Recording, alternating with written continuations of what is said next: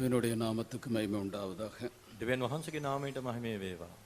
இந்த இடத்தில் கூடி வந்திருக்கிறதான உங்கள் யாவருக்கும் ஆண்டவராகிய இயேசு கிறிஸ்துவின் நாமத்தில் மீண்டும் ஒரு முறை கூட ஸ்தோத்திரங்களையும் வாழ்த்துதல்களையும் தெரிவித்துக் கொள்கிறோம். මෙම ස්ථානයේ රැස්ව සිටිනා වූ ඔබ සැමට ස්වාමි වූ යේසුස් ක්‍රිස්තුස් වහන්සේගේ සුමිහිරි නාමයෙන් නැවතත් ආචාර කරන්නෙමි. இந்த இடத்தில் கூடி வந்திருக்கிறதான ஜனத்துக்கு ஏற்றதான நல்ல ஆலோசனைகளை பரிசுத்த ஆவியானவர் தரும்படிக்கு நம்ம எல்லாரும் நம்முடைய கரங்களை உயர்த்தி ஸ்தோத்திரம் பண்ணுவோம். මේ ස්ථානයේ රැස්ව සිටිනා වූ උන්වහන්සේගේ සෙනඟට අවශ්‍ය කරන යහපත් මන්ත්‍රණය සුද්ධාත්මයන් වහන්සේ අපට ලබා දෙන පිණිස දෑත් ඔසවා ස්තුති කරමු. ஸ்தோத்திரம் ஸ்தோத்திரம் ஸ்தோத்திரம் ஸ்தோத்திரம் ஸ்தோத்திரம் ஸ்தோத்திரம் ஸ்தோத்திரம் ஸ்தோத்திரம் ஸ்தோத்திரம் ஸ்தோத்திரம் ஸ்தோத்திரம் ஸ்தோத்திரம் ஸ்தோத்திரம். யோவான் சுவிசேஷம் யோவான் துமாගේ සුභාරංචියේ 3ஆம் அதிகாரம் 14வது 15வது வசனத்தை வாசியுங்கள். 3 වන පරිච්ඡේදයේ 13 14 පද කියවමු. ස්වර්ගෙන් බැසව වෙන කිසිවෙක් ස්වර්ගයට නොනැගිය. මෝසෙස් කාන්තාරයේදී සර්පය එසවූ ලෙසම මනුෂ්‍ය පුත්‍රයාද උන්වහන්සේ කෙරෙහි අදා ගන්නා සෑම දිනම සදාකාල ජීවනය ලබන පිණිස ඔසවනු ලබන්නට ඕනෑයයි කීසේක. பரலூத்திலிருந்து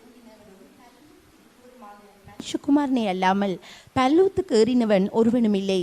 சர்ப்பமானது மூசையினால் வனாந்திரத்திலே உயர்த்தப்பட்டது போல மனுஷகுமாரனும் தன்னை விசுவாசிக்கிறவன் எவனோ அவன் கெட்டு போகாமல் நித்திய ஜீவனை அடையும்படி உயர்த்தப்பட வேண்டும்.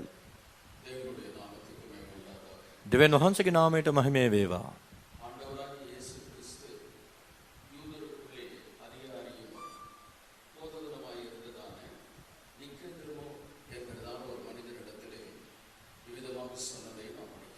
යුදෙවන්ගෙන් ප්‍රධානියෙක් වූ නිකොදේමුස් නම් පරිසෙයෙකුට මේ ආකාරයෙන් ස්වාමී වූ යේසුස් ක්‍රිස්තුස් වහන්සේ පැවසූ බව අපිට දකින්න පුළුවනි.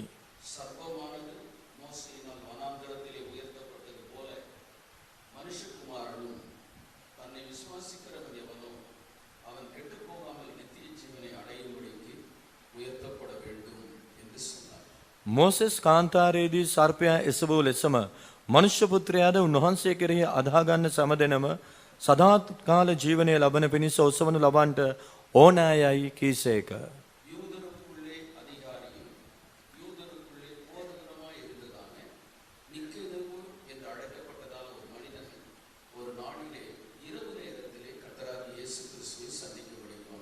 යුදෙවන්ගෙන් ප්‍රධානියෙක් වූ ගුරුවරයෙක්ව සිටියා වූ මේ නිකොදේමුස් නැමැති තැනැත්තා එක්තරා දිනයක රාත්‍රියකදී යේසුස් වහන්සේ සම්මුඛ වන පිණිස පැමිණියා.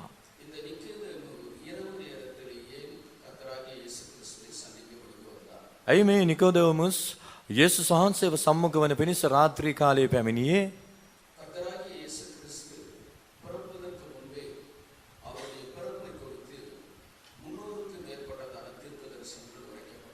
යේසුස් වහන්සේ උපත ලබන්නට ප්‍රථමයෙන් උන්වහන්සේගේ උපත සම්බන්ධයෙන් අනාගත වාක්‍ය 300කට අධික ප්‍රමාණයක් පවසා තිබුණා.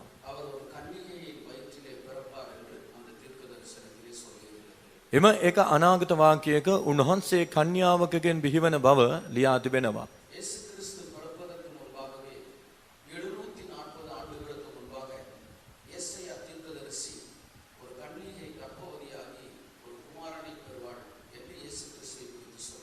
යේසුස් වහන්සේ උපත ලබන්නට වසර 740කට ප්‍රථමයෙන් අනාගත වක්තෘ යෙසායා කන්‍යාවක් ගර්භණීයව පුත්‍රයෙකු වදනවා ඇත කියා අනාගත වාක්‍ය පැවසුවා.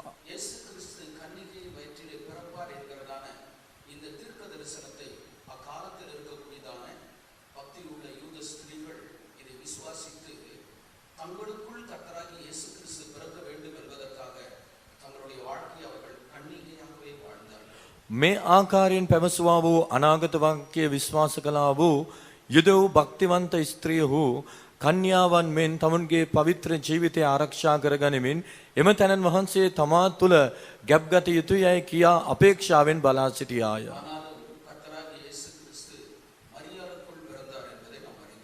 නමුත් ස්වාමී වූ යේසුස් ක්‍රිස්තුස් වහන්සේ මරියා තුළ ගැබ්ගත්තා.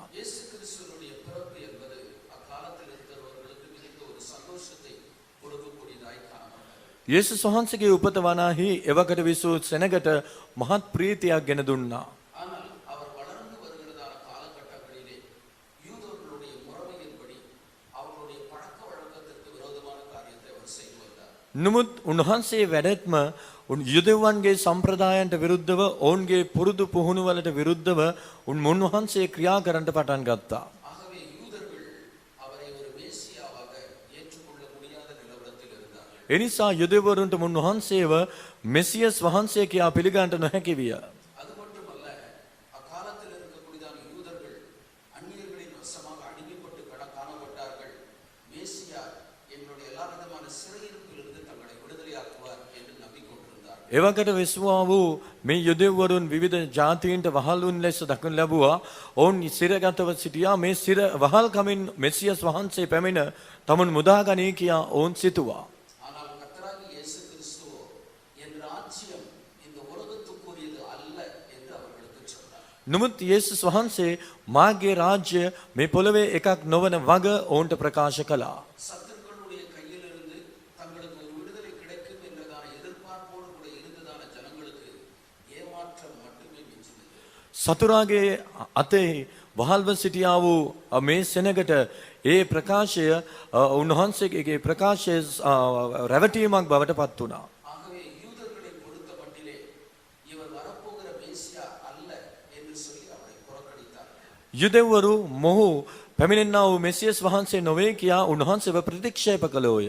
அவரை புறக்கணித்தது மட்டுமல்ல, அவருக்கு விரோதமாகவும் செயல்பட்டார்கள். அவரை கொல்லவும் கூட துணிந்தார்கள். උන්වහන්සේව ප්‍රතික්ෂේප කරා පමණක් නොවේ උන්වහන්සේට විරුද්ධව ක්‍රියා කරමින් උන්වහන්සේව මරා දැමුවා. ஆகவே யூதர்கள் அவரை முற்றிலுமாக வெறுத்ததான ஒரு சூழ்நிலை தான்.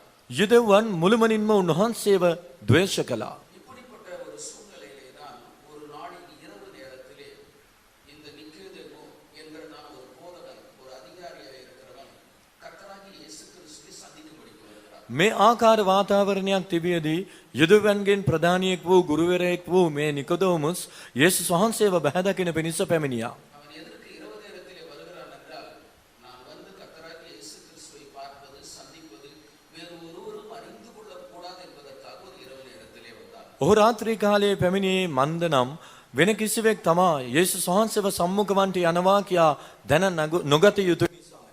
இயேசு கிறிஸ்துவினிடத்திலே இந்த நிக்கோதேமு அவன் சொல்லுகிற காரியத்தை 2வது வசனத்திலே படிக்கிறோம். දෙවන පදයේ කියවන කල්හි නිකොදෙමුස් යේසුස් වහන්සේගෙන් ඇසුවා වූ දේ ගැන අපිට දකින්න පුළුවනි. நீர் தேவனிடத்திலிருந்து வந்த போதகர் என்று சொல்கிறார். ඔබ දෙවියන් වහන්සේ කෙරෙන් ආවා වූ ගුරුවරයෙක් යයි කියා අපි දනිමු.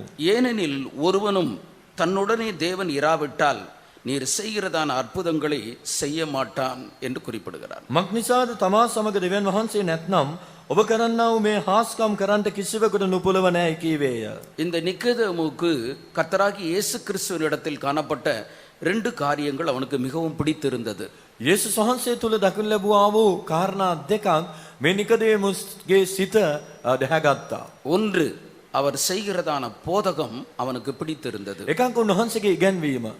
அக்காலத்திலே கர்த்தராகிய இயேசு கிறிஸ்துவினுடைய வாயிலிருந்து வரக்கூடியதான வார்த்தைகளை கேட்டு அநேக ஜனங்கள் ஆச்சரியப்பட்டு இது எப்படிப்பட்ட வார்த்தையோ என்று சொல்லி மெச்சிக்கொண்டார்கள். යේසුස් වහන්සේගේ මුඛයෙන් ප්‍රකාශ කළා වූ ඒ වදන් ඇසුවා වූ සෙනග මෙය කොපමණ මහත් ඉගැන්වීමක්ද කියා පුදුමයටපත් වුණා. இவனும் ஒரு போதகனாக இருந்தாலும் இப்படிப்பட்டதான வார்த்தைகளை அவன் இதுவரைக்கும் கேட்டதில்லை. මොහු ගුරුවරයෙක්ව සිටියද එවැනි වදන් මේ තාක් ඔහු අසා තිබුණේ නැහැ. அது மட்டுமல்ல, அவர் மூலமாய் நடைபெறுகிறதான அற்புதங்களையும் கண்டு இப்படிப்பட்ட ஒரு அற்புதங்களை ஒருவரும் செய்யவே இல்லையே, இவர் மகத்துவமான காரியங்களை செய்கிறாரே என்று சொல்லி அவரை சந்திக்கும்படிக்கு வருகிறான். යේසුස් වහන්සේ කළා වූ පුදුම ලකුණු දැක ඔහු ඒ ගැන පුදුමයටපත් වී මෙවන්දක් වෙන කිසිවෙක් කළේ නැතයි කියා පවසනවා. அவரை சந்திக்கும்படிக்கு வந்ததான அந்த நிக்கோதேமுவினிடத்திலே கர்த்தராகிய இயேசு கிறிஸ்து பரலோக ராஜ்யத்திற்குள் பிரவேசிப்பதற்கேற்றதான சில ஆலோசனைகளை வழங்குகிறதை நாம் இந்த பகுதியிலே படிக்கிறோம். මෙම පරිච්ඡේදයේ කියවන අවස්ථාවේදී යේසුස් වහන්සේ වෙතට පැමිණියා වූ නිකොදෙමුස් අමතා ස්වර්ග රාජ්‍යයට ඇතුල් වන පිණිස කළ යුතු යම් දේ ඔහුට උපදෙස් වශයෙන් ලබා දෙන ආකාරය අපිට කියවිය හැකියි. 3வது வசனத்தை நாம் படிக்கிறதான வேளையிலே, ஒருவன் மறுபடியும் பிறவாவிட்டால் தேவனுடைய ராஜ்யத்தை அவன் காண மாட்டான் என்று சொல்கிறார். තුන්වන පදය යමෙක් අලුතෙන් නූපන්නොත් ඔහුට දෙවියන් වහන්සේගේ රාජ්‍ය දකින්නට නොහැකිය. இயேசு சொன்னதான இந்த காரியம் அவனால் விளங்கிக் கொள்ள முடியவில்லை. යේසුස් වහන්සේ පැවසුවා මේ දේ ඔහුට තේරුම් ගන්නට නොහැකි විය. அதற்கு நிக்கதேமு ஒரு மனுஷன் முதிர் வயதாய் இருக்கையில் எப்படி பிறப்பான், அவன் தன் தாயின் கற்பத்திலே இரண்டாம் தரம் பிரவேசித்து பிறக்க கூடுமோ என்று சொல்கிறான். නිකදේමුස් උන්වහන්සේට කතා කොට මිනිසෙක් මහලුව සිටියේදී උපදින්න පුළුවන් කොහොමද? දෙවනි වර මව් කුසට ඇතුල්ව උපදින්න පුළුවන් දැයි උන්වහන්සේට කීවේය. மீண்டும் கர்த்தராகிய இயேசு கிறிஸ்து அவனிடத்திலே ஒருவன் ஜலத்தினாலும் ஆவியினாலும் பிறவாவிட்டால் தேவனுடைய ராஜ்யத்தில் அவன் பிரவேசிக்க மாட்டான் என்று குறிப்பிடுகிறார். යේසුස් වහන්සේ උත්තර දෙමින් සබවක් නොබට කියමි යමෙක් වතුරෙන්ද ආත්මයන්ගෙන්ද නූපන්නොත් ඔහුට දෙවියන් වහන්සේගේ රාජ්‍යයට ඇතුල් වෙන්න බැරිය. இந்த 3வது வசனத்திலும் 5வது வசனத்திலும் 3 விதமான பிறப்பை குறித்து கர்த்தராகிய இயேசு கிறிஸ்து நிக்கதேமுக்கு சொல்கிறார். තුන්වන පදයේ සහ පස්වන පදයේහි යේසුස් වහන්සේ තුන් ආකාර උත්පාදයන් ගැන නිකදේමුස් හා සමග කතා කළා. முதலாவது பிறப்பு மறுபடியும் பிறத்தல், පළමු උත්පාදය නැවත උත්පාදයයි. இரண்டாவது பிறப்பு ஜலத்தினால் பிறத்தல், දෙවන උත්පාදය වතුරෙන් ඉපදීමයි. மூன்றாவது பிறப்பு ஆவியினால் பிறத்தல். තුන්වනුව ආත්මයෙන් උපදීමයි. இந்த காரியங்களை குறித்து அவனுக்கு ஆண்டவர் விளக்கமாக சொல்லி வருகிறார். මේ කාරණා හා සම්බන්ධයෙන් ස්වාමීන් වහන්සේ ඔහුට පහදා දුන්සේක. அருமையானவர்களே, இந்த இடத்துல கூடி வந்திருக்கிறதான நாம் வந்திருப்பதற்கு ஒரு நோக்கம் உண்டு. පෙමෙන්තනි මෙහි රැස්ව සිටිනා වූ අප මෙහි පැමිණීමට අරමුණක් තිබෙනවා. எப்படியாயினும் ஒரு சத்தியத்தை அறிந்து அவருடைய ராஜ்யத்திற்குள் நாம் செல்ல வேண்டும் என்கிற ஒரு வாஞ்சையோடு கூட காணப்படுகிறோம். කෙසේ හෝ සත්‍යතාවය දැනගෙන දෙවියන් වහන්සේගේ රාජ්‍යයට ඇතුල් විය යුතුයි කියන ආශාවෙන් යුක්තව අපි මෙහි පැමිණ සිටිමු. அவருடைய ராஜ்யத்திற்குள் பிரவேசிக்க வேண்டும் என்று விரும்புகிறதான ஒவ்வொரு தேவனுடைய பிள்ளைகளுக்கும் இந்த 3 பிறப்பு அவசியமாக காணப்படுகிறது. දෙවියන් වහන්සේගේ රාජ්‍යයට ඇතුල් වන්නට ආශා කරන්නා වූ දේව දරුවන්ට මේ ආකාර වූ තුන් ප්‍රකාර උත්පාදයන් අවශ්‍ය කරනවා. ஒருவன் மறுபடியும் பிறவாவிட்டால் அவன் தேவனுடைய ராஜ்யத்தை அவன் காண மாட்டான். යමෙක් අලුතෙන් නූපන්නොත් ඔහුට දෙවියන් වහන්සේගේ රාජ්‍යය දකින්න නොහැකිය. ஒருவன் ஜலத்தினாலும் ஆவியினாலும் பிறவாவிட்டால் தேவனுடைய ராஜ்யத்தில் அவன் பிரவேசிக்க மாட்டான். යමෙක් වතුරෙන්ද ආත්මයන්ගෙන්ද නූපන්නොත් ඔහුට දෙවියන් වහන්සේගේ රාජ්‍යයට ඇතුල් වෙන්න බැරිය. காண்கிறது என்பது ஒரு அனுபவம், பிரவேசிப்பது என்பது வேறொரு அனுபவம். දැකීම එක් අත්දැකීමක්, ඇතුල් වීම තවත් අත්දැකීමකි. இவற்றை பார்க்கிலும் இன்னொரு மேலான ஒரு அனுபவம் உண்டு. அதை சுதந்தரித்துக் கொள்வது, அங்கேயே இருப்பது மேலான ஒரு அனுபவம் காணப்படுகிறது. මේ සියල්ලට වඩා උතුම් අත්දැකීමක් තිබෙනවා. එනම් එය උරුම කර ගැනීම, උරුම කරගෙන එහි සදහටම විසීම. நாம் மறுபடியும் பிறக்கும்போது பரலோக ராஜ்யத்தை காணக்கூடிய ஒரு ஸ்லாக்கியத்தை நாம் பெற்றுக்கொள்கிறோம். අප නැවත උපදින විට ස්වර්ග රාජ්‍යය දකින්නා වූ ඒ වාග්ය ලබා ගන්නවා. மறுபடியும் பிறத்தல் என்ற வார்த்தையினுடைய ஒரு பொருள் என்ன? නැවත උත්පාදයේ යන්නේහි අරුත කුමක්ද? வேதாகமம் கூறுகிறதான அவருடைய வேத வசனத்தை ஏற்றுக்கொண்டு இதன் மூலமாக நம்முடைய வாழ்க்கையை மாற்றி அமைத்துக் கொள்வதுதான் மறுபடியும் பிறத்தல் என்கிறதான ஒரு அனுபவம். දෙවියන් වහන්සේගේ වචනය පවසන්නා වූ දේවල් තේරුම්ගෙන එපරිදි අපගේ ජීවිතය හැඩගස්වා ගැනීම අලුතෙන් උත්පාදය වීමයි. முதலாம் பேதுருவின் புத்தகம் 1ஆம் அதிகாரம் 23வது வசனத்தை நாம் வாசிக்கிறதான வேளையிலே පළවෙනි පේතෘස් 1:23 කියවන විට அழிவுள்ள வித்தினாலே அல்ல என்றைக்கும் நிற்கிறதும் ஜீவனுள்ளதுமான தேவ வசனமாகிய அழிவில்லாத வித்தினாலே மறுபடியும் ஜெனிப்பிக்கப்பட்டிருக்கிறீர்களே. ನಾವು ಬೀಜವලින් නොව දෙවියන් වහන්සේගේ ජීවමාන වූ පවතිනා වූ වචනය කරුණු කොටගෙන කුණු නොවන්නා වූ බීජවලින් නැවත උත්පාද කරනු ලැබුවෝය. அழிவுள்ள வித்தினாலே அல்ல, என்றென்றைக்கும் நிலைத்திருக்கிறதுமாகிய வேத வசனமாகிய அழிவில்லாத வித்தினாலே மறுபடியும் பிறந்திருக்கிறீர்களே என்று குறிப்பிடுகிறார்.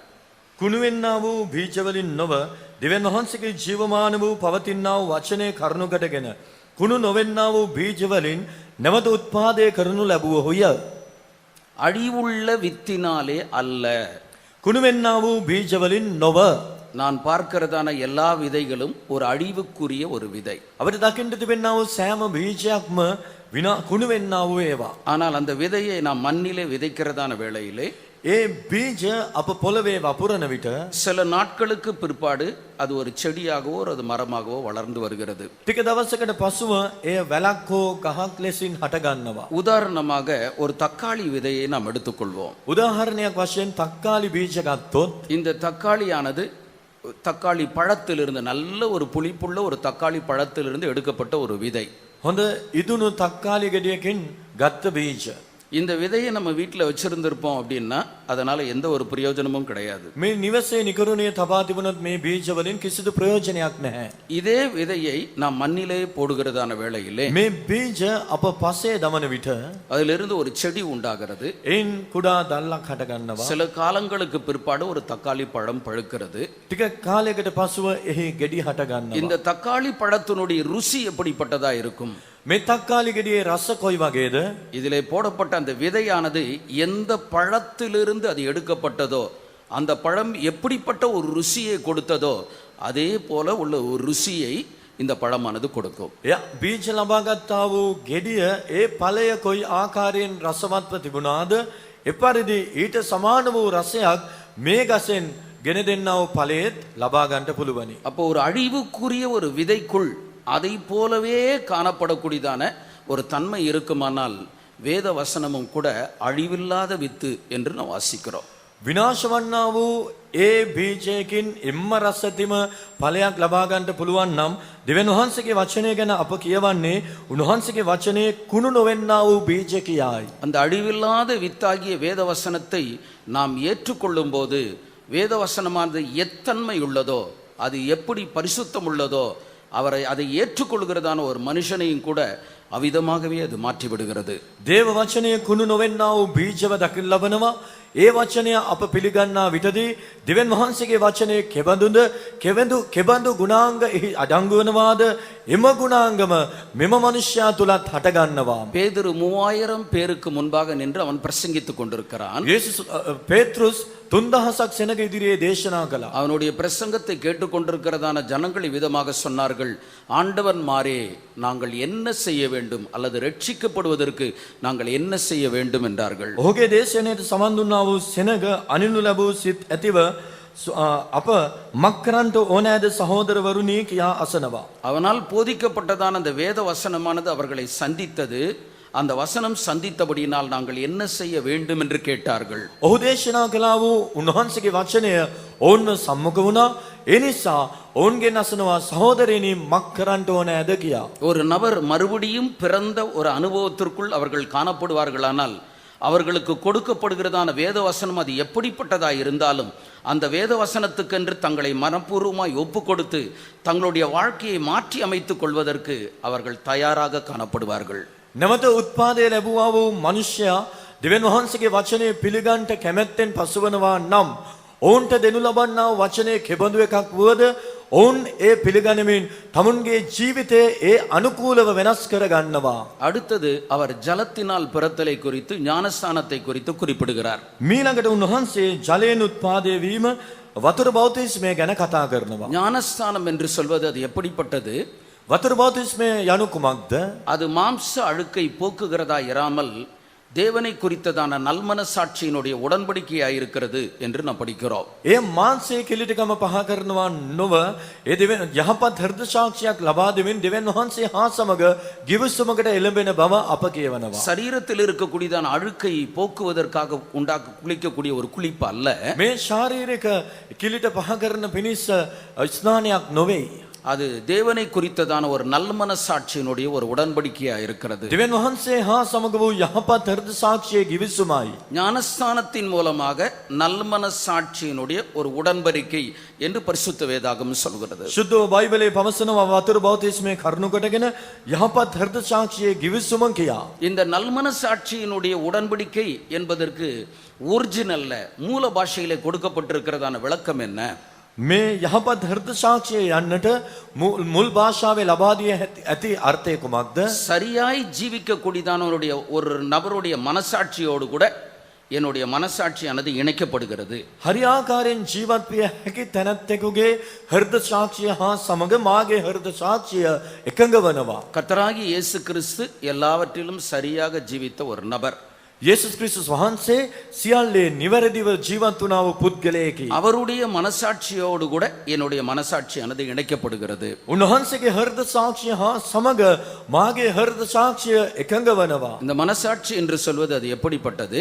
මේ හෘද සාක්ෂිය යනු කොයි ආකාරයකක්ද? மனுஷனில் உள்ள ஆவி அது கர்த்தர் தந்த தீபமாய் இருக்கிறது என்று நாம் படிக்கிறோம். මනුෂ්‍යයා තුළ තිබෙන්නා වූ ආත්මය ස්වාමින් වහන්සේ දුන්නා වූ පහනය කියා ලියා තිබෙනවා. தமிழ் வேதாகமத்திலே ஆவி என்று எழுதப்பட்டிருக்கிறது. ஒரிஜினல் டிரான்ஸ்லேஷன்ல மனுஷனில் உள்ள மனசாட்சி அது கர்த்தர் தந்த தீபமாய் இருக்கிறது என்று நாம் படிக்கிறோம். අප කියවන්නා වූ බයිබලයේ දෙවියන් වහන්සේගේ අපගේ ආත්මය දෙවියන් වහන්සේගේ පහනය කියා ලියා තිබෙනවා. පළමු මුල් භාෂාවේ ඒ සඳහන් වන්නේ හෘද සාක්ෂිය දෙවියන් වහන්සේගේ පහන කියා. ஞானஸ்தானத்தின் மூலமாக நாம் பரிசுத்தமாக்கப்பட்டு பாவத்திலிருந்து ஒரு விடுதலையை பெற்றுக் கொள்கிறதான ஒரு அனுபவத்துக்குள் நாம் கடந்து வருகிறோம். වතුර බෞතිස්මය කරුණු කොටගෙන පාපයෙන් මිදීම ලබන්නා වූ අත්දැකීමක් කරා අප ගමන් කරනවා. மறுபடியும் பிறக்கும் போது பாவத்தை குறித்ததான ஒரு வெறுப்பு உண்டாகிறது. නැවත උත්පාදයේදී පාපය ගැන ද්වේෂයක් හට ගන්නවා. நாம் ஞானஸ்தானம் எடுக்கிறதான நேரத்திலே பாவத்திலிருந்து கர்த்தர் நமக்கு ஒரு விடுதலையை நமக்கு தருகிறார். අප වතුර බෞතිස්මය ලබා ගන්නා වූ අවස්ථාවේදී දෙවියන් වහන්සේ අපට පාපයෙන් මිදීම ලබා දෙනවා. அடுத்தது பரிசுத்தாவியினுடையினால் பிறக்கிற ஒரு அனுபவத்தை குறித்து நாம் படிக்கிறோம். මීළඟට ආත්මයානන්ගෙන් උපත ලැබීම ගැන කියවනවා. இந்த பரிசுத்தாவியினுடைய அபிஷேகத்தினுடைய விசேஷம் என்ன? ශුද්ධාත්මයන් වහන්සේගේ ආලේපයේ විශේෂත්වය කුමක්ද? இதுவரைக்கும் எந்தெந்த பாவங்களெல்லாம் ஒரு நபரை அடிமைப்படுத்தி வைத்திருந்ததோ මේ දක්වා කුමන කුමන ආකාර පාප ඒ තනත්තාව වහල් කරගෙන සිටියාද? இந்த எல்லா விதமான பாவத்தின் மீதும் ஒரு ஆளுகையை பரிசுத்தாவியானவர் நமக்கு தருகிறார். ඒ සියලු පාපයන් කෙරෙහි ආධිපත්‍යයක් ශුද්ධාත්මයන් වහන්සේ ලබා දෙනසේක. மறுபடியும் பிறக்கும் போது பாவத்திலே ஒரு வெறுப்பு உண்டாகிறது.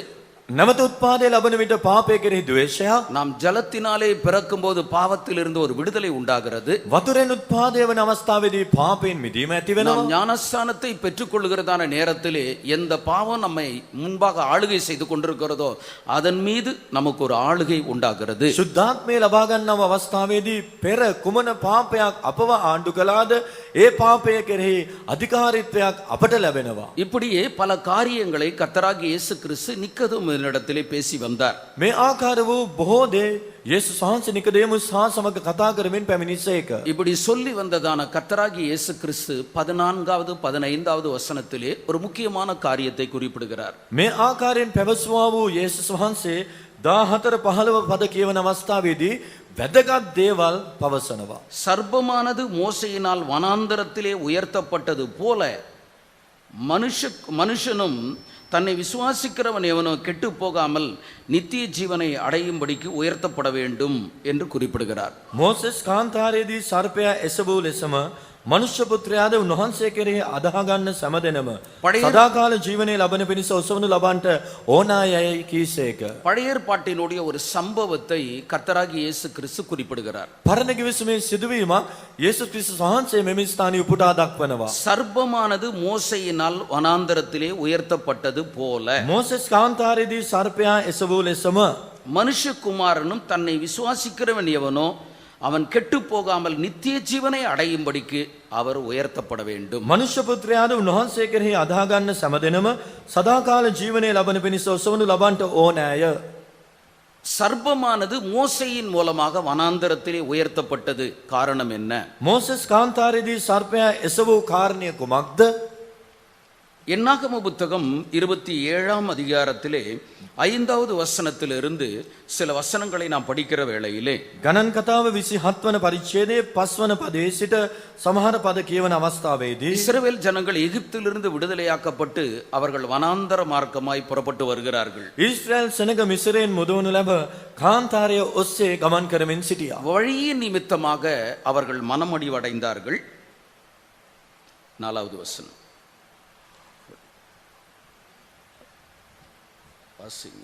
எங்கள் தகப்பனுக்கு குமாரன் இல்லாததினால் அவருடைய பேர் அவருடைய என்னாகமம் 21ஆம் அதிகாரம் 4வது வசனம். ගණන් කතාව 21:4. அவர்கள் ஏதோம் தேசத்தை சுற்றி போகும்படி ஓரேனும் மலையை விட்டு சிவந்த சமுத்திரத்தின் வழியாய் பிரயாணம் பண்ணினார்கள். வழி நிமித்தம் தம் ஜனங்கள் மனமடிவடைந்தார்கள்.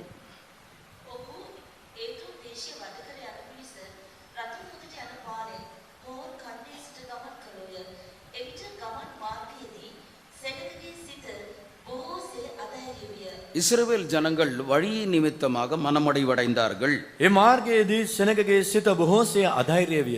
ஜனங்கள் தேவனுக்கும் மோசேக்கும் விரோதமாக பேசி දෙවියන් වහන්සේටත් මෝසෙස්ටත් විරුද්ධව සෙනඟ කතා කොට இந்த வனாந்தரத்திலே சாகும்படிக்கு நீர் எங்களை எகிப்து தேசத்திலிருந்து வரப்பண்ணினது என்ன? මේ කාන්තාරයේදී අප මැරෙන්ට නුඹලා මිස්රයෙන් අප ගෙනාවේ මන්ද? இங்கே அப்பமும் இல்லை தண்ணீரும் இல்லை, இந்த அற்பமான உணவு எங்கள் மனதுக்கு வெறுப்பாய் இருக்கிறது என்றார்கள். රොටි නැත වතුරත් නැත අපේ ප්‍රාණය මේ සැහැල්ලු කෑමට අප්‍රිය කෙරේයයි කීවෝය. அப்பொழுது கர்த்தர் அவர்களுக்குள்ளே கொள்ளிவாய் சர்ப்பங்களை அனுப்பினார். ස්වාමීන් වහන්සේ සෙනඟ අතරට ගිනි සර්පයන් යැවූසේක. கொள்ளிவாய் சர்ப்பங்கள் கடித்ததினால் இஸ்ரவேலுக்குள்ளே அநேக ஜனங்கள் அவர்கள் செத்தார்கள். උන් සෙනඟට දෂ්ට කළෝය. එසේ ඊශ්‍රායෙල් දරුන්ගෙන් බොහෝ දෙනෙක් මලෝය.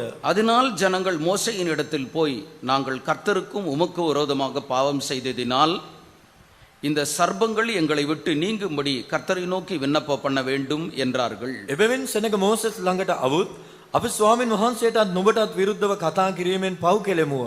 ස්වාමීන් වහන්සේ අප වෙතින් සර්පයන් පහ කරන ලෙස උන්වහන්සේට යාඥා කළ මැනවයි කීවෝය. மோசே இந்த காரியத்தை ஆண்டவரிடத்திலே தெரியப்படுத்துகிறான். මෝසෙස් දෙවියන් වහන්සේ මේ කාරණය උන්වහන්සේට දැන්වුවා. கர்த்தர் மோசேயின் இடத்திலே ஒரு ஆலோசனை வழங்குகிறார். එවිට ස්වාමීන් වහන්සේ මෝසෙස්ට මන්ත්‍රණයක් දුන්සේක. இந்த கொள்ளிவாய் சர்ப்பத்தை போல வெண்கலத்திலே ஒரு சர்ப்பத்தை செய்து அதை ஒரு கோலினாலே நீ உயர்த்தி வை. පිත්තල වලින් මේ ගිනි සර්පයාට සමාන වූ සර්පෙක් සාදා කුඹයක එය තබා ඔසවන්න.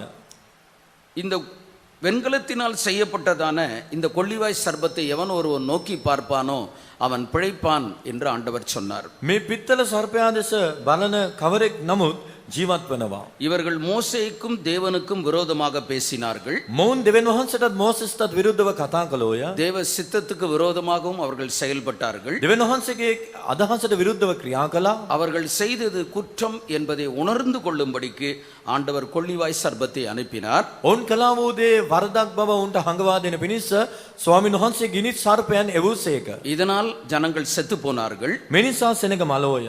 இவர்கள் யார் ஒருவர் கொள்ளிவாய் சர்ப்பத்தினால் கடிக்கப்பட்டிருந்தார்களோ කවුරු මේ ගිනි සර්පයා දෂ්ට කළාද? வெண்கல சர்ப்பத்தை நோக்கி பார்க்கும்போது அவர்கள் பிழைத்தார்கள். පිත්තල සර්පයා දෙස බලන විට ඔවුන් ජීවත් වුණා. இந்த சம்பவத்தை தான் கர்த்தராகிய இயேசு கிறிஸ்து சொல்கிறார். මේ සිද්ධිය තමයි යේසුස් වහන්සේ මෙහි පවසන්නේ. சர்ப்பமானது மோசையின் மூலமாக வனாந்தரத்திலே உயர்த்தப்பட்டது போல මෝසෙස් කාන්තාරයේදී සර්පයා එසවූ ලෙසම மனுஷகுமாரனும் தன்னை விசுவாசிக்கிறவன் எவனோ அவன் கெட்டு போகாமல் நித்திய ஜீவனை அடையும்படிக்கு உயர்த்தப்பட வேண்டும் என்று குறிப்பிடுகிறார். මනුෂ්‍ය පුත්‍රයාද උන්වහන්සේ කෙරෙහි අදහගන්න සෑමදෙනම සදාකාල ජීවනයේ ලබන පිණිස ඔසවනු ලබන්ට ඕනෑයයි කීසේක. இந்த 15வது வசனத்திலே நித்திய ஜீவனை அடையும்படிக்கு அவர் உயர்த்தப்பட வேண்டும் என்று குறிப்பிடுகிறார். 15 වන පදයෙහි සදාකාල ජීවනයේ ලබන පිණිස ඔසවනු ලබන්ට ඕනෑයයි කීසේක. இந்த நித்திய உயர்த்தப்பட வேண்டும் என்கிறதான வார்த்தையினுடைய பொருள் என்னவென்றால் அவர் சிலுவையில் அறையப்பட வேண்டும். ඔසවනු ලබන්ට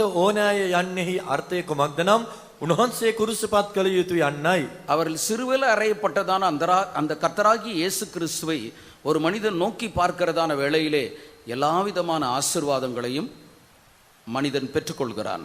යම් තැනැත්තෙක් කල්වාරි කුරුසිය ඇනගැසෙන ලැබුවා වූ යේසුස් වහන්සේ දෙස බලන්නේ නම් සියලු ආකාර ආශිර්වාද ඔහුට ලබාගත හැකිය.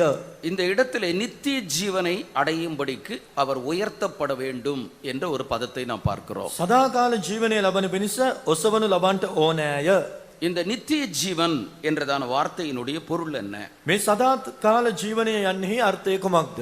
பரிசுத்த வேதாகமத்திலே இந்த நித்திய ஜீவன் என்கிறதான வார்த்தை பல இடங்களில் எழுதப்பட்டிருக்கிறது. සදාකාල ජීවනය කියන්නව මේ වචන දේව වචනය පුරා බොහෝ ස්ථානවල ලියා තිබෙනවා. எந்தெந்த இடத்தில் எழுதப்பட்டிருக்கிறதோ எழுதப்பட்ட இடத்திற்கு தகுந்தாற்போல் சில வேற்றுமையான கருத்தை விளக்கத்தை சொல்கிறது. ඒ ලියා තිබෙනා වූ ස්ථානවලට අනුකූලව එම වචනයට විවිධාකාර අර්ථ ගෙන දෙනවා. நித்திய ஜீவன் என்கிறதான வார்த்தையினுடைய ஒரு விளக்கம் என்னவென்றால் என்றென்றைக்கும் அழியாமை, என்றென்றைக்கும் சாவாமை, தீர்க்காயுசு என்பது அதனுடைய ஒரு பொருளாய் இருக்கிறது. සදාකාල ජීවනයේ යන්නට එක් අර්ථයක් කුමක්ද නම් දීර්ඝායුෂ, අමරණීය භාවය, මරණයෙන් තොර වූ සදාතනික ජීවිතයක්. இரண்டாவது இந்த நித்திய ஜீவன் என்கிறதான வார்த்தையினுடைய பொருள் என்னவென்றால் கர்த்தராகி இயேசு கிறிஸ்துவை அறிகிறதான அறிவே நித்திய ஜீவன் என்று நாம் படிக்கிறோம். දෙවනුව සදාකාල ජීවනයේට අර්ථය කුමක්ද නම් ක්‍රිස්තුස් යේසුස් වහන්සේව ඇඳින ගැනීම සදාකාල ජීවනය වෙනවා. மூன்றாவது இந்த நித்திய ஜீவன் என்கிறதான வார்த்தைக்கு பரலோக ராஜ்யம் என்கிற ஒரு பொருள் எழுதப்பட்டிருக்கிறது. තුන්වනුව සදාකාල ජීවනයේ යන්නට ස්වර්ග රාජ්‍ය යන්න අරුත් ගෙන දෙයි. நாம் நித்திய ஜீவனை அடையும்படிக்கு அவர் உயர்த்தப்பட வேண்டியதா இருக்கிறது. අප සදාතනික ජීවනය ලබාන පිණිස උන්වහන්සේ ඔසවනු ලැබිය යුතුයි. நாம் பரலோக ராஜ்யத்தை பெற்றுக்கொள்வதற்கு கர்த்தராகிய இயேசு கிறிஸ்து உயர்த்தப்பட வேண்டியதா இருக்கிறது. අප ස්වර්ග රාජ්‍ය හිමි කරගන්නා පිණිස ස්වාමී වූ යේසුස් ක්‍රිස්තුස් වහන්සේ ඔසවනු ලැබීමට සිදු විය. இயேசு சொன்னார், நானே வழியும் சத்தியமும் ஜீவனுமாயிருக்கிறேன், என்னாலே அல்லாமல் ஒருவனும் பிதாவின் இடத்தில் அல்லது பரலோகத்திற்கு வரான் என்று குறிப்பிட்டார். යේසුස් වහන්සේ පවසමින්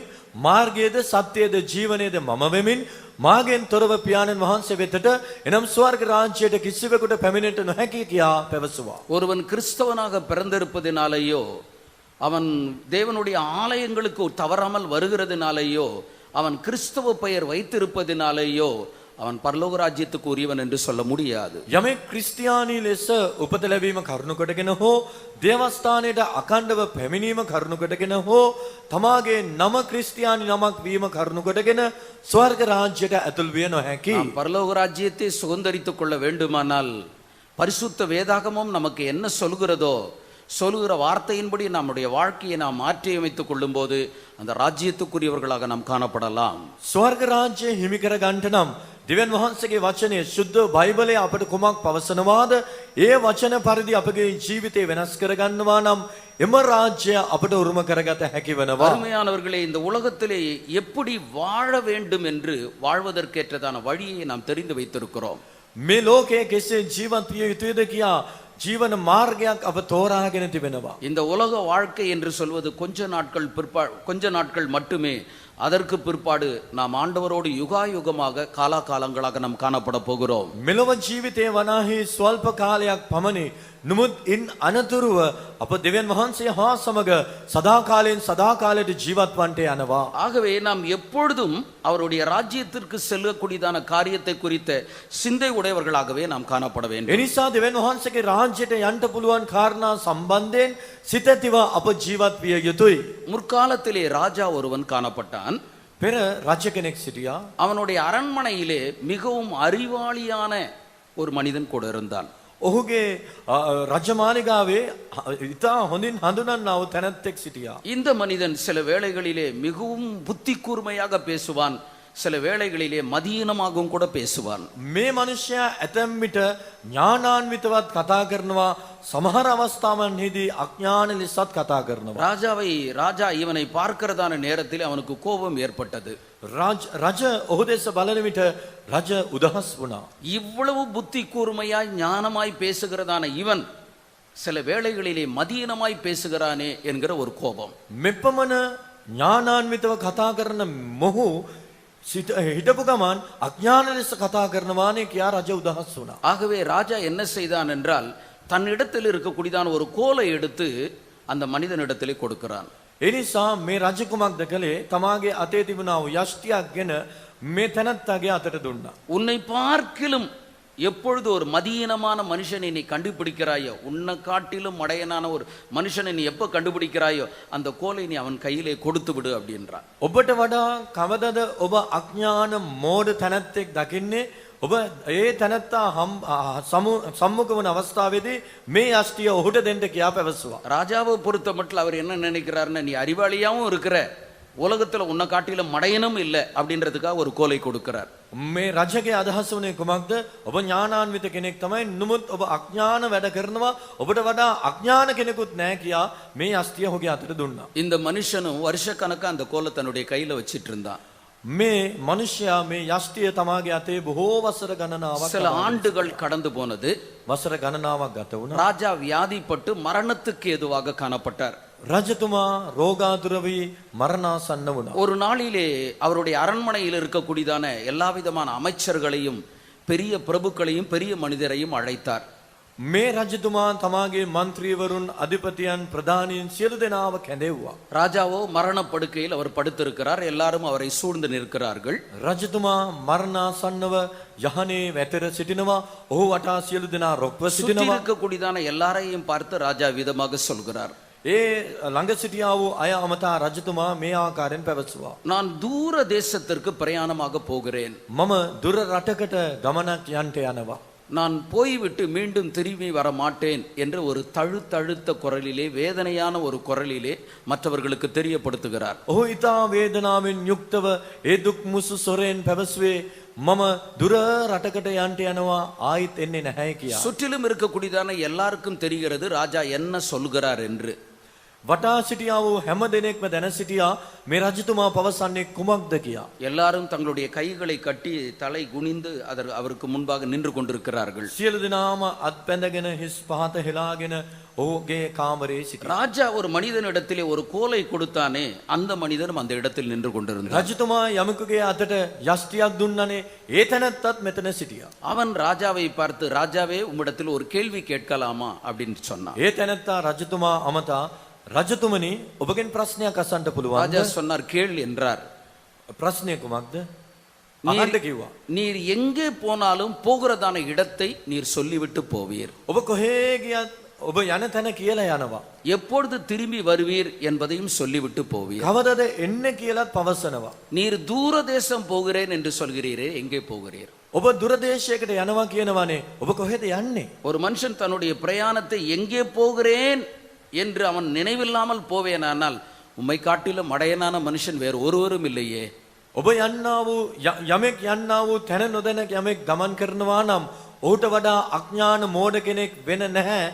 ඔබ යන්නේ කොහෙද කියා ඇසුවා. நீர்தான் மடையனான மனிதன் என்று சொல்லி தன் கையில் இருக்கக்கூடியதான கோலை அந்த ராஜாவின் இடத்தில் கொடுத்து விட்டார். ඔබ යන තැන නොදැන යන්ට යනවා ඔබට වඩා අඥානයෙක් නැහැ කියා මේ අස්තිය නැවත රජතුමාට දුන්නා. அருமையானவர்களை, பரிசுத்த வேதாகமம் சொல்கிறது, கனம் பொருந்திய மனிதனாயிருந்தும் அழிவில்லாத மனிதன் அழிந்து போகிறதான மிருகங்களுக்கு ஒப்பாயிருக்கிறான் என்று நாம் படிக்கிறோம். උන්වහන්සේගේ වචනය අප කියවනවා මේ ගෞරවය ලැබිය යුතු මනුෂ්‍යයා විනාශ වන්නා වූ ජරාවට පැමිණෙන්නා වූ මුර්ගයන්ගේ ස්වභාවයෙන් යුක්ත වෙනවා. அருமையானவர்களே, இந்த வாழ்க்கை என்று சொல்வது இந்த பூமியோடு கூட வாழ்ந்து முடிந்து விடுகிறதான ஒரு வாழ்க்கை அல்ல. මේ ජීවිතය වනාහි මෙලව හා සමග අවසන් වන්නක් නොවේයි.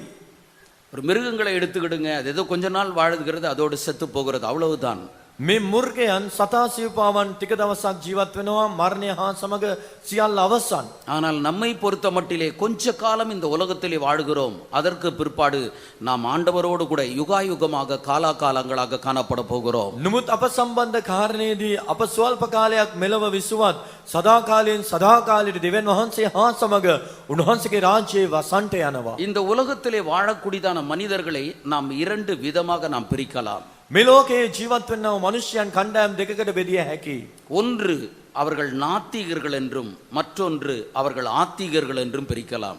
நாத்திகர்கள் அப்படின்னா கடவுள் இல்லை என்று சொல்லக்கூடியவர்கள். ஆத்திகர்கள் என்றால் கடவுள் இருக்கிறது என்று சொல்கிறவர்கள். අදේවවාදීන් දෙවි කෙනෙක් නැතයි කියා පවසන්නා වූ අයවලුන් සහ දෙවි කෙනෙක් ඇතයි පවසන්නා වූ අය. ஒரு கூட்டத்தார் கடவுள் இல்லை என்று சொல்கிறார்கள். එක් කණ්ඩායමක් දෙවි කෙනෙක් නැතයි කියා කියනවා. கடவுள் இல்லை என்று சொல்கிறவர்களுக்கு பரலோகமே இல்லை, அப்புறம் எங்க பரலோகத்தை பத்தி அவர்களுக்கு சிந்தை இருக்க போகுது? දෙවියන් වහන්සේ දෙවි කෙනෙක් නැතයි කියන්නා වූ අයට දෙවි කෙනෙක් නැත්තම් ස්වර්ගයක් ගැන කුමන කතාද ඕනේ ගැන සිතන්නේ නැහැ. இன்னொரு கூட்டத்தாரோ அவர்கள் கடவுள் உள் இருக்கிறார் என்று சொல்கிறார்கள். அவர்களுக்கு பரலோகத்தை குறித்த ஒரு எண்ணம் உண்டு. තවත් සමහරුන් දෙවි කෙනෙක් සිටිනවා කියා පවසනවා, ස්වර්ගය ගැන යම්කිසි අදහසක් ඔවුන්ට තිබෙනවා. இந்த பரலோகத்தை குறித்ததான சிந்தை கிறிஸ்தவர்களுக்கு மட்டுமல்ல, எந்த தெய்வத்தை அவர்கள் வழிபட்டு கொண்டிருந்தாலும் அவர்களுக்கும் கூட அப்படிப்பட்ட ஒரு சிந்தை காணப்படுகிறது. ස්වර්ගය ගැන වූ මේ අදහස, ඒ සිතුවිල්ල ක්‍රිස්තු භක්තිකයන්ට පමණක් නොව දෙවි කෙනෙක් අදහන්නා වූ හැම කෙනෙකුටම තිබෙනවා. மற்றவர்கள் பரலோகத்தை குறித்து அவர்கள் என்ன நினைக்கிறார்கள்? අන් අය ස්වර්ග රාජ්‍ය ගැන සිතන්නේ කුමක්ද? எல்லா ஆறுகளும் எல்லா நதிகளும் ஒன்று சேர்ந்து கடலிலே செல்வது போல සියලු ගංගා අවසානයේදී මුහුදට වැටෙන්නක් මෙන් எல்லா மார்க்கங்களும் பரலோகத்தை குறித்தை தான் போதிக்கிறது, எல்லாமே பரலோகத்துக்கு போவோம் அப்படின்னு அவங்க நினைக்கிறாங்க. සියලු ආගම් දහම් උගන්වන්නේ ස්වර්ග රාජ්‍යයක් ගැනයි. ඒ නිසා මේ සියලු ආගම් දහම් ඔස්සේ අපට ස්වර්ගයට යා හැකියයි ඔවුන් සිතනවා. அருமையானவர்களே, அவர்களுடைய எண்ணங்கள் அது ஒரு தவறான காரியமாய் காணப்படுகிறது. ඔවුන්ගේ අභිප්‍රාය වැරදි එකකි. அருமையானவர்களே, நித்திய ஜீவனை, அவருடைய பரலோக ராஜ்யத்தை நாம் சுதந்திரித்துக் கொள்வதற்கு நாம் என்ன செய்ய வேண்டும்? පෙමෙන්තනි සදාතනික ජීවනය දෙවියන් වහන්සේගේ රාජ්‍යය රුම කරගන්න අප කළ යුත්තේ කුමක්ද?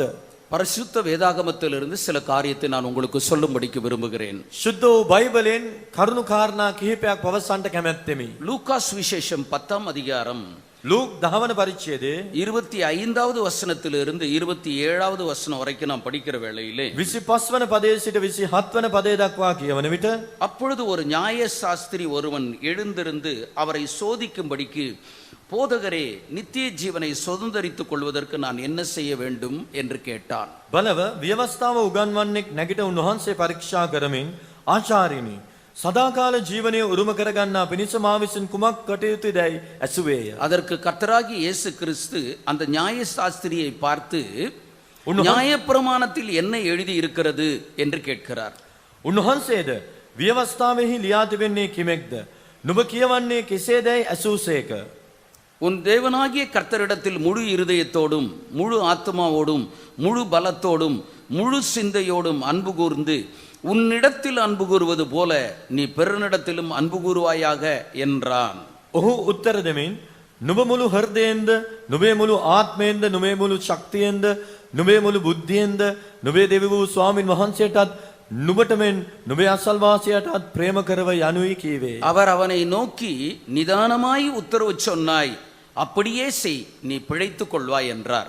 උන්වහන්සේ, නුඹ උත්තර දුන්නා හරිය, එසේ කරපන්න, එවිට නුඹ ජීවත් වන්නේ හියයි ඔහුට කීසේක. நித்திய ஜீவனை, பரலோக ராஜ்யத்தை பெற்றுக்கொள்வதற்கு நான் என்ன செய்ய வேண்டும் என்று கேட்கிறான். සදාත් කාල ජීවනය ස්වර්ග රාජ්‍ය උරුම කරගන්නා පිණිස මා විසින් කුමක් කටයුතුදැයි ඇසුවේය. இயேசு அவனிடத்துல சொல்றார், நியாயப்பிரமாணத்தில் என்ன எழுதியிருக்கு அதை நீ சொல்லு. යේසුස් වහන්සේ ඔහු අමතා පැවසුවා, ව්‍යවස්ථාවේ කුමක්ද ලියා තිබෙන්නේ එය කියන්න. உன் தேவனாகிய கர்த்தரிடத்தில் நீ அன்பு கூறு, மனுஷர்களிடத்திலே அன்பு கூறு என்று குறிப்பிடுகிறார்.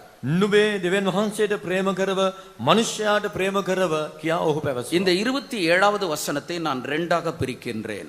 මේ 27 වන පදය මම කොටස් දෙකකට බෙදනවා. ஆண்டவராகிய இயேசு கிறிஸ்து என்ன சொல்கிறார்?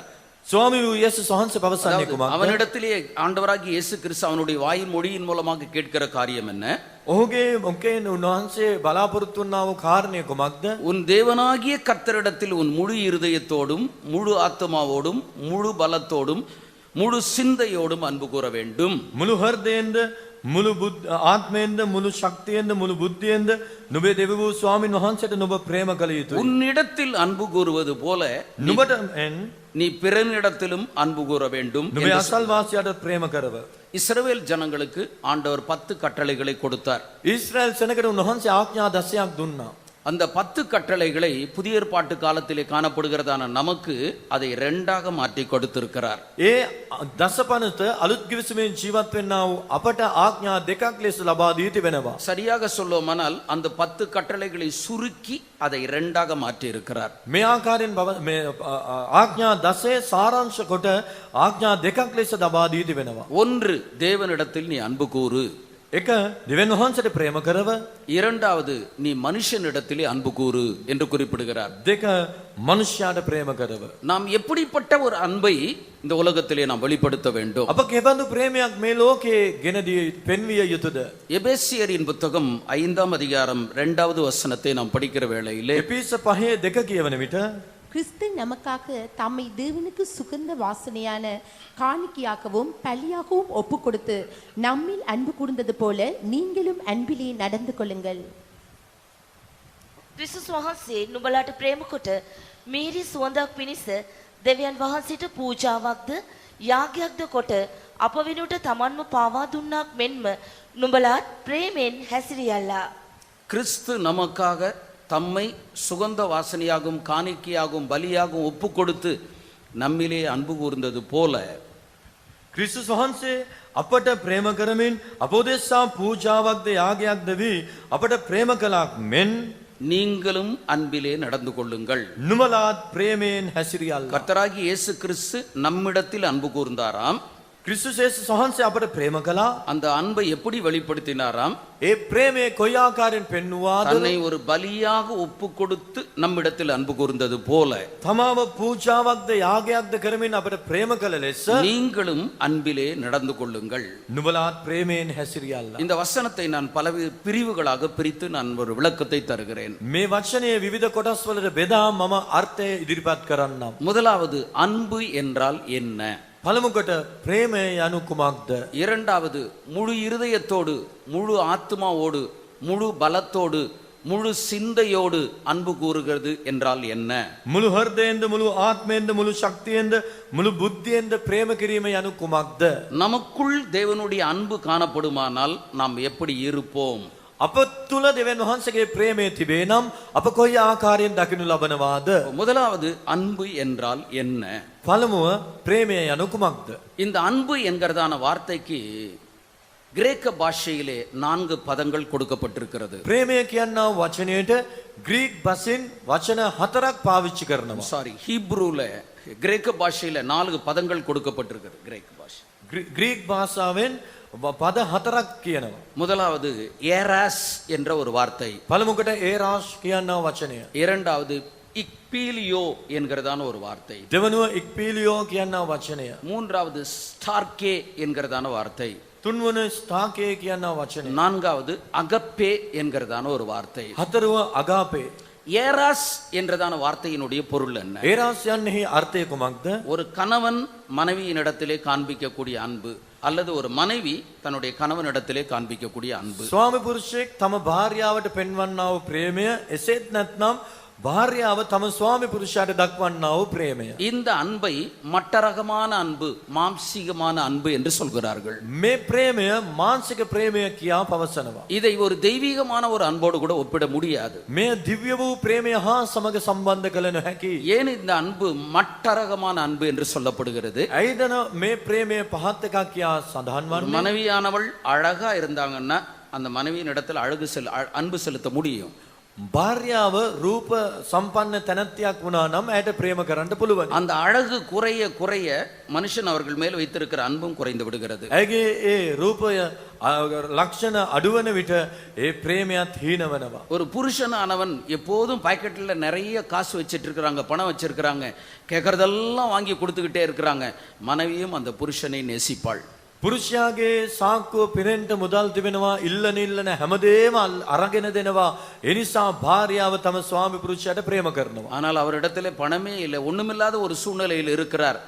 மனைவி புருஷன் மேல் வைத்திருக்கிற அன்பு குறைந்து விடுகிறது. නමුත් ඒ ස්වාමි පුරුෂයා සතුව තිබෙන මුදල් මේ සියල්ල අඩු වෙනකොට භාර්යාවගේ ආදරයත් හීන වෙනවා. எல்லா விதமான மாம்சீக அன்புகளும் அது மட்டரகமான அன்புதான். මේ සියලු ආදරයන් පහත්ව තිබෙනවා. இரண்டாவது அன்பு இக்பீலியா என்கிறதான ஒரு அன்பு. දෙවනුව ඉක්පීලියා කියන්නා වූ ප්‍රේමය. இந்த பீலியா என்ற வார்த்தையினுடைய பொருள் என்னவென்றால் ஒரு சிநேகிதரிடத்திலே காண்பிக்கக்கூடிய ஒரு அன்பு. ඉක්පීලියා යන්නේ අර්ථය කුමක්ද නම් තම මිතුරෙකුට දක්වන්නා වූ ප්‍රේමාදරයයි. சிநேகிதன் இன்னொரு சிநேகிதனை நேசிக்கும் போது அது ஒரு நம்பத்தகுந்த ஒரு அன்பை போல இருந்தாலும் යම් මිතුරෙක් තම මිතුරාට ප්‍රේම කරන අවස්ථාවේදී එය මිතුදමක් ඒ මිත්‍රත්වයක් තිබුණත් அப்பா கிட்ட சொல்ல முடியாத காரியம், அம்மா கிட்ட சொல்ல முடியாத காரியம், மனைவி கிட்ட சொல்ல முடியாத காரியம், உணவர்கிட்ட சொல்ல முடியாத காரியத்தை மனசை விட்டு சில நண்பர்களிடத்துல சொல்லுவாங்க. තම භාර්යාවට ස්වාමි පුරුෂයාට තම දෙමාපියන්ට ඥාතීන්ට තම සහෝදරයෙකුට පවසන්නට නොහැකි දේවල් සමහරුන් තම සිත ඇරීමෙන් තම මිතුරාට පවසනවා. ஒரு சிநேகிதன் இன்னொரு சிநேகிதன் இடத்தில் காண்பிக்கக்கூடிய அன்பு நம்ப தகுந்ததா இருந்தாலும் මිතුරෙකු තවත් මිතුරෙකුට දක්වන්නා වූ ප්‍රේමය අපට පිළිගත හැකි එකක් වුණද அவன் ஒண்ணுமே இல்லாம ஆயிட்டான், பணமும் இல்ல, பொருளும் இல்ல, வறுமையும் தருத்தரமும் உண்டாயிடுச்சுன்னு வைங்க, இருக்கிற சிநேகிதரெல்லாம் நம்ம விட்டு ஓடி போயிடுவான். ඔහු සතුව තිබෙන්නා වූ මුදල් හදල් වස්තුව හැමදේම නැති වෙලා යනවා නම් ඒ ප්‍රේමය ඒ ආදරයත් නැති වෙලා යනවා, මිතුරන් නැති වෙනවා. இந்த அன்பும் மட்டரகமான ஒரு அன்புதான். මේ ප්‍රේමයත් පහත් වූ එකක්. மூன்றாவது ஸ்டார்கே என்கிறதான ஒரு அன்பு. තුන්වන ස්ථාකය කියන්නා වූ ප්‍රේමය. இந்த ஸ்டார்கே என்ற வார்த்தையினுடைய பொருள் என்ன? ස්ථාකය කියන්නේහි අර්ථය කුමක්ද? நம்முடைய குடும்பத்தாரை நேசிப்பது, අපගේ පවුලේ අයවලුන්ට ප්‍රේම කිරීම. நம்முடைய உறவினரை நாம் நேசிப்பது, අපගේ ඥාතීන්ට ආදරය කිරීම. நம்முடைய ஜாதிக்காரர்களை நேசிப்பது, අපගේ සගයන්ට ප්‍රේම කිරීම. நம்முடைய பாஷைக்காரரை நாம் நேசிப்பது. අපගේ ජාතියට භාෂාවන්ට අයත්තට ප්‍රේම කිරීම. இது ஒரு ஸ்டார்கே என்கிறதான ஒரு அன்பு. මේ ස්ථාකය කියන්නා වූ ආදරයයි. என் குடும்பத்தாரை நேசிக்கிறது இது ஒரு பெரிய காரியமா நான் சொல்ல முடியாது. තමාගේ පවුලේ අයවලුන්ට ප්‍රේම කිරීම උතුම් දෙයක් යයි පැවසිය නොහැකි. இது ஒரு தெய்வீகமான ஒரு அன்பும் கூட காணப்படாது. මේ දිව්‍ය වූ ප්‍රේමයක් නොවේයි. யோபின் புத்தகம் 42 அதிகாரம் 11வது வசனத்தை பாருங்கள். යෝබ් 42 11 වෙනි පදය 11வது வசனத்தை நாம் படிக்கிற வேளையிலே யோபை கர்த்தர் எல்லாவற்றிலும் ரெண்டத்தனையாக அவனை ஆசீர்வதிக்கிறார். 11 වෙනි පදය කියවන විට දෙවියන් වහන්සේ ඔහුට දෙගුණයක් සියල්ලේ ආශිර්වාද කළා. அப்போது அவனுடைய சகோதரரும் சகோதரிகளும் தனக்கு அறிமுகமான அனைவரும் அவனிடத்தில் வந்து එවිට ඔහු සියලු සහෝදරයෝද ඔහුගේ සියලු සහෝදරියෝද පළමුව ඔහු ඇඳගෙන සිටි සියල්ලෝද ඔහු ළඟට ඇවිත් அவன் வீட்டிலே அவனோடு கூட போஜனம் பண்ணி ඔහුගේ ගෙදර ඔහු සමග කෑමකා கர்த்தர் அவன் மேல் வரப்பண்ணின சகல தீங்கி நிமித்தம் ස්වාමීන් වහන්සේ ඔහුට පැමිණ වූ සියලු විපත ගැන அவனுக்காக அங்கலாய்த்து ඔහු සමග ශෝක වී அவனுக்கு ஆறுதல் சொல்லி ඔහු සැනසුවෝය. அவரவர் ஒரு தங்க காசையும் அவரவர் ஒவ்வொரு பொன் ஆபரணத்தையும் அவனுக்கு கொடுத்தார்கள். එක්කෙනා කේසිටා නම් මිලේකුත් එක්කෙනා රන් මුදුවකුත් ඔහුට දුන්නාය. யோபை அவனுடைய சகோதரர்களும் சகோதரிகளும் தேடி வந்தார்களாம். යෝබ්ව ඔහුගේ සහෝදර සහෝදරයන් සොයා ආවාලු. அவனுடைய அறிமுகமான எல்லாரும் தேடி வந்தார்களாம். ඔහු හැඳිනගෙන සිටි සියලු දෙනාම සොයා ආවාලු. எப்போது அவனை தேடி வந்தார்கள்? කොයි අවස්ථාවේදීද සොයා ආවේ? அவன் வறுமையில தரித்திரத்தில் இருக்கிற காலத்துல தேடி வந்தாங்களா? ඔහු ඒ අමාරුකමේ දුෂ්කරතාවේ දිලිඳුව සිටියේදීද? எல்லாவற்றையும் இழந்து போனதான நேரத்துல தேடி வந்தாங்களா? සියල්ල අහිමි කරගෙන සිටියේදීද? அவன் ரெண்டத்தினையாக ஆசீர்வாதத்தை பெற்றுக்கொண்ட போது தேடி வந்தார்கள். ඔහු දෙගුණයක් ආශිර්වාද ලැබුවෙන් අනතුරුව සොයා ආවා. அவனுடைய வீட்டிலே போஜனம் பண்ணினார்கள். ඔහුගේ නිවසේ ඔහු හා සමග කෑම කෑවා. அவனுக்கு ஏற்பட்டதான தீங்கு நிமித்தம் அங்கலாய்த்தார்கள். ඔහුට පැමිණුණා වූ සියලු විපත ගැන ඔහු සමග ශෝක වුණා. எல்லா கஷ்டமும் போயிட்ட பிற்பாடு இப்பதான் வந்து அவங்க ஆறுதல் சொல்றது போல தெரிகிறது. සියලු අමාරුකම් පහව ගියාට පසුව ඇවිත් ඔහුව සනසනවා වගේ ஒவ்வொருவரும் පේනවා. ஒவ்வொரு தங்க காசை கொடுத்தார்கள். ඔහුට එකිනෙකා ඒ කාසියක් මිලයක් දුන්නා. ஒவ்வொருவரும் அவனுக்கு ஆபரணத்தை கொடுத்தார்கள். එක් එක්කෙනා රන් මුදුවක් ඔහුට දුන්නා. அவ பாருங்க, கர்த்தர் அவனை ஆசீர்வதிச்ச பிற்பாடுதான் சகோதரரும் சகோதரியும் தேடி வந்திருக்கிறாங்க. දෙවියන් වහන්සේ ඔහුට ආශිර්වාද කළාන් අනතුරුව තමයි සහෝදර සහෝදරියන් සොයා ආවේ. அதற்கு முன்பாக யோபுக்கு நடந்தது என்ன? ඊට ප්‍රථමයෙන් යෝබ්ට සිදුවුනේ කුමක්ද? யோபின் புத்தகம் 19 அதிகாரம் 13வது வசனத்திலிருந்து சில வசனங்களை படிக்கும்போது යෝබ් 19 වන පරිච්ඡේදයේ 13 වන පදයේ සිට සමහර පද කියවන විට என் சகோதரரை என்னை விட்டு தூரப்படுத்தினார், මාගේ සහෝදරයන් මා වෙතින් දුරු කළසේක. எனக்கு அறிமுகமானவர்கள் எனக்கு அந்நியராய் போனார்கள், මාගේ ඇඳුනුම් කාර්යෝද මාගෙන් සම්පූර්ණයෙන්ම වෙන්වුණෝය. என் பந்து ஜனங்கள் எனக்கு விலகி போனார்கள், මාගේ නෑයෝ අහක් වී என் சிநேகிதர் என்னை மறந்து விட்டார்கள், මාගේ හිතේසි මිත්‍රයෝ මා මතක නැති என் කළෝය. வீட்டு ஜனங்களும் என் வேலைக்காரர்களும் என்னை அந்நியனாக எண்ணுகிறார்கள், මාගේ ගෙදර නැවතී සිටින්නෝද මාගේ වැඩකාරයෝද මා අන්‍යයෙකු කොට ගණන් ගනිති. அவர்கள் பார்வைக்கு நான் பரதேசியானேன், ඔවුන්ට මම විදේශිකයෙකු මෙන්ය. நான் என் வேலைக்காரனை கூப்பிடுகிற போது அவன் எனக்கு உத்தரவு கொடான், මාගේ වැඩකාරයාට ඇඳගැසුවත් ඔහු මට උත්තර නොදෙයි. என் வாயினால் நான் அவனை கெஞ்ச வேண்டியதாயிற்று, මාගේ මුකෙන් ඔහුට කන්නලව් කරන්න සිදු වී තිබේ. என் சுவாசம் என் மனைவிக்கு வேறுபட்டிருக்கிறது, මාගේ හුස්ම මාගේ භාර්යාවට අප්‍රියය. என் கற்பத்தின் பிள்ளைகளுக்காக பரிதபிக்கிறேன், මාගේ මව්ගේ කුසේ උපන් දරුවන්ට මම சிறு පිළිකුලක්. பிள்ளைகளும் என்னை அசட்டை பண்ணுகிறார்கள், බාලයෝ පවා මා හෙලා දකිති. நான் எழுந்தால் அவர்கள் எனக்கு விரோதமாய் பேசுகிறார்கள், මා නැගිටින්න හදන විට ඔව්හු මට විරුද්ධව என் කතා කරති. பிராண சிநேகிதர் எல்லாரும் என்னை வெறுக்கிறார்கள், මාගේ සියලු හිත මිත්‍රයෝම මට පිළිකුල් කරති. நான் சிநேகித்தவர்கள் எனக்கு விரோதிகளானார்கள். මා විසින් ප්‍රේම කළ අය මට විරුද්ධ වී සිටිති. கஷ்டமான பாதையில போகும்போது எல்லாரும் வெறுத்தாங்களாம், எல்லாரும் விரோதிகளா மாறினாங்களாம். දුෂ්කර මාර්ගයේ ගමන් කරන අවස්ථාවේදී සියලු දෙනාම ඔහුව පිළිකුල් කොට එපා කොට ඔහුට ද්වේෂ කළා. இன்னைக்கு ஆண்டவர் அவனை எல்லாவற்றிலும் 2 மடங்கு ஆசீர்வதிச்சிருக்கிறாரு. எல்லாரும் வீட்டுக்கு வந்து சாப்பிட்டுட்டு ஆறுதல் சொல்லிட்டு பணத்தை கொடுத்துட்டு போறாங்களாம். දෙවියන් වහන්සේ ඔහුට දෙගුණයක් ආශිර්වාද කළෙන් අනතුරුව ඒ සියලු දෙනා මොහු සොයා ඇවිත් නිවසේ අනුභව කරමින් මුදල් දී යනවා. இதுதாங்க உலகம், உலகத்தினுடைய அன்புன்றது இதுதான். මේ තමයි ලෝකය, මේ තමයි ලෝකයේ ප්‍රේමය, ආදරය. நம்ம ஒண்ணுமே இல்லாம இருந்திருக்கட்டும், நம்மளை யாரும் பார்த்து பேசக்கூட மாட்டாங்க. අපිට කිසිවක් නැත්නම් අපව කිසි කෙනෙක් ගණන් ගන්නේ නැහැ. அப்படியே நம்ம போய் பேசணும் அப்படின்னு நினைச்சா ஏதோ கேட்கறதுக்கு வராங்களோன்னு திரும்பிட்டு போயிட்டே இருப்பாங்க. යමෙක් යමක් ඉල්ලන්ට පැමිණියත් ඔහුත් හැරියයි. இது ஸ்டார்கே என்கிறதான ஒரு அன்பு. මේ ස්ට්‍රාකේ කියන්නා වූ ප්‍රේමයයි. நான்காவது அகப்பே என்கிற ஒரு அன்பை குறித்து நாம் අගාපේ படிக்கிறோம். කියන්නා වූ ප්‍රේමය. இந்த அகப்பே என்கிறதான வார்த்தையினுடைய பொருள் என்ன? මේ අගාපේ යන්නේ අර්ථය කුමක්ද?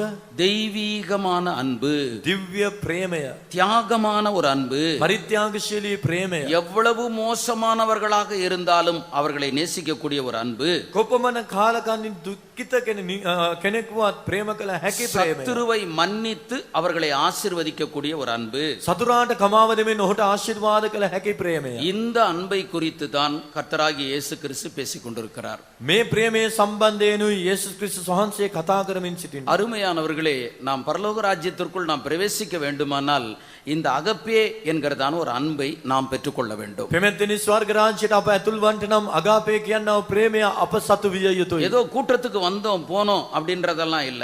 இந்த அன்பை ஒரு ஆண்டவருடைய பிள்ளைகள் பெற்றுக்கொள்ள வேண்டும். රැස්වීමට එන්ට යන්න පුළුවන්. නමුත් දේව දරුවෙක් අගාපේ ප්‍රේමය ලබා ගත යුතුයි. இனி அந்த லூகாஸ் விசேஷம் 10ஆம் அதிகாரத்திலே உன் தேவனாகிய கர்த்தரிடத்தில் முழு இருதயத்தோடு, முழு ஆத்மாவோடு, முழு சிந்தையோடும், முழு பலத்தோடும் அன்பு கூறு என்று எழுதப்பட்டிருக்கிறதே, அதற்கு ஒரு விளக்கத்தை தருகிறேன். ලූක් තුමාගේ සුභාරංචියේ 10:27 නුඹේ හෘදයෙන්ද, නුඹේ මුළු ආත්මයෙන්ද, නුඹේ මුළු ශක්තියෙන්ද, නුඹේ මුළු බුද්ධියෙන්ද නුඹේ දෙවිවරු ස්වාමීන් වහන්සේට ප්‍රේම කරව කියා ලියා තිබෙනවා. ඊට අර්ථය ලබා දෙන්න. ஒவ்வொரு ஒரு தேவனுடைய பிள்ளைகளுக்கும் இப்படிப்பட்ட ஒரு அன்பு அவசியமாயிருக்கிறது. හැම දේව දරුවෙකුටම මෙවැනි ප්‍රේමයක් අවශ්‍ය කෙරේ. நாம் முழு இருதயத்தோடும் கூட நம்முடைய அன்பை நாம் வெளிப்படுத்த வேண்டும். මුළු හෘදයෙන් අපගේ ප්‍රේමය දැක්විය යුතුයි. முழு இருதயத்தோடு அன்பு செலுத்துதல் என்ற வார்த்தையினுடைய பொருள் என்ன? මුළු හෘදයෙන් ප්‍රේම කිරීමෙහි අර්ථය කුමක්ද?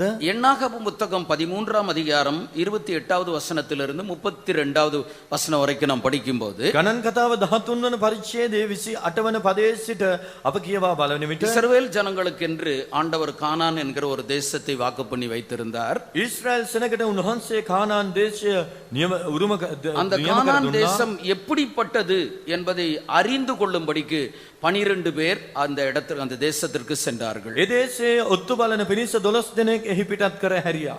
அந்த கானானினுடைய மேன்மையை இஸ்ரவேல் புத்திரருக்கு சொல்ல வேண்டும். ඊශ්‍රායල් පුත්‍රයන්ට නැවත ඕන් පැමිණ කානාන්හි දේශයේ තොරතුරු පැවසිය යුතුයි. இதுல பாருங்க, 12 பேர்ல 10 பேர் ஒரு விதமாகவும் 2 பேர் வேறு ஒரு விதமாகவும் சொன்னார்கள். බලන්න 10 දෙනෙක් ඇවිත් එක් විදිහකටත්, දෙදෙනෙක් තවත් විදිහකටත් ඒ ගැන පැවසුවා. 10 பேர் என்ன சொன்னார்கள்? 10 දෙනෙක් පැවසුවේ කුමක්ද? அந்த கானானில் இருக்கக்கூடியதான ஜனங்கள் பலவான்கள், ඒ කානානිවරු බලවන්තයන්. அந்த பட்டணங்கள் அரணிப்பானவைகளும் பெரியதுமாய் இருக்கிறது. ඒ දේශයේ තිබෙනා වූ නුවරවල් පවුරු විශාලයි. அங்கே ஏனாக்கின் புத்திரரை அரக்க ஜனங்களை நாங்கள் கண்டோம். ඒනා පුත්‍රව යන්නෙහි දකින්න පුළුවනි.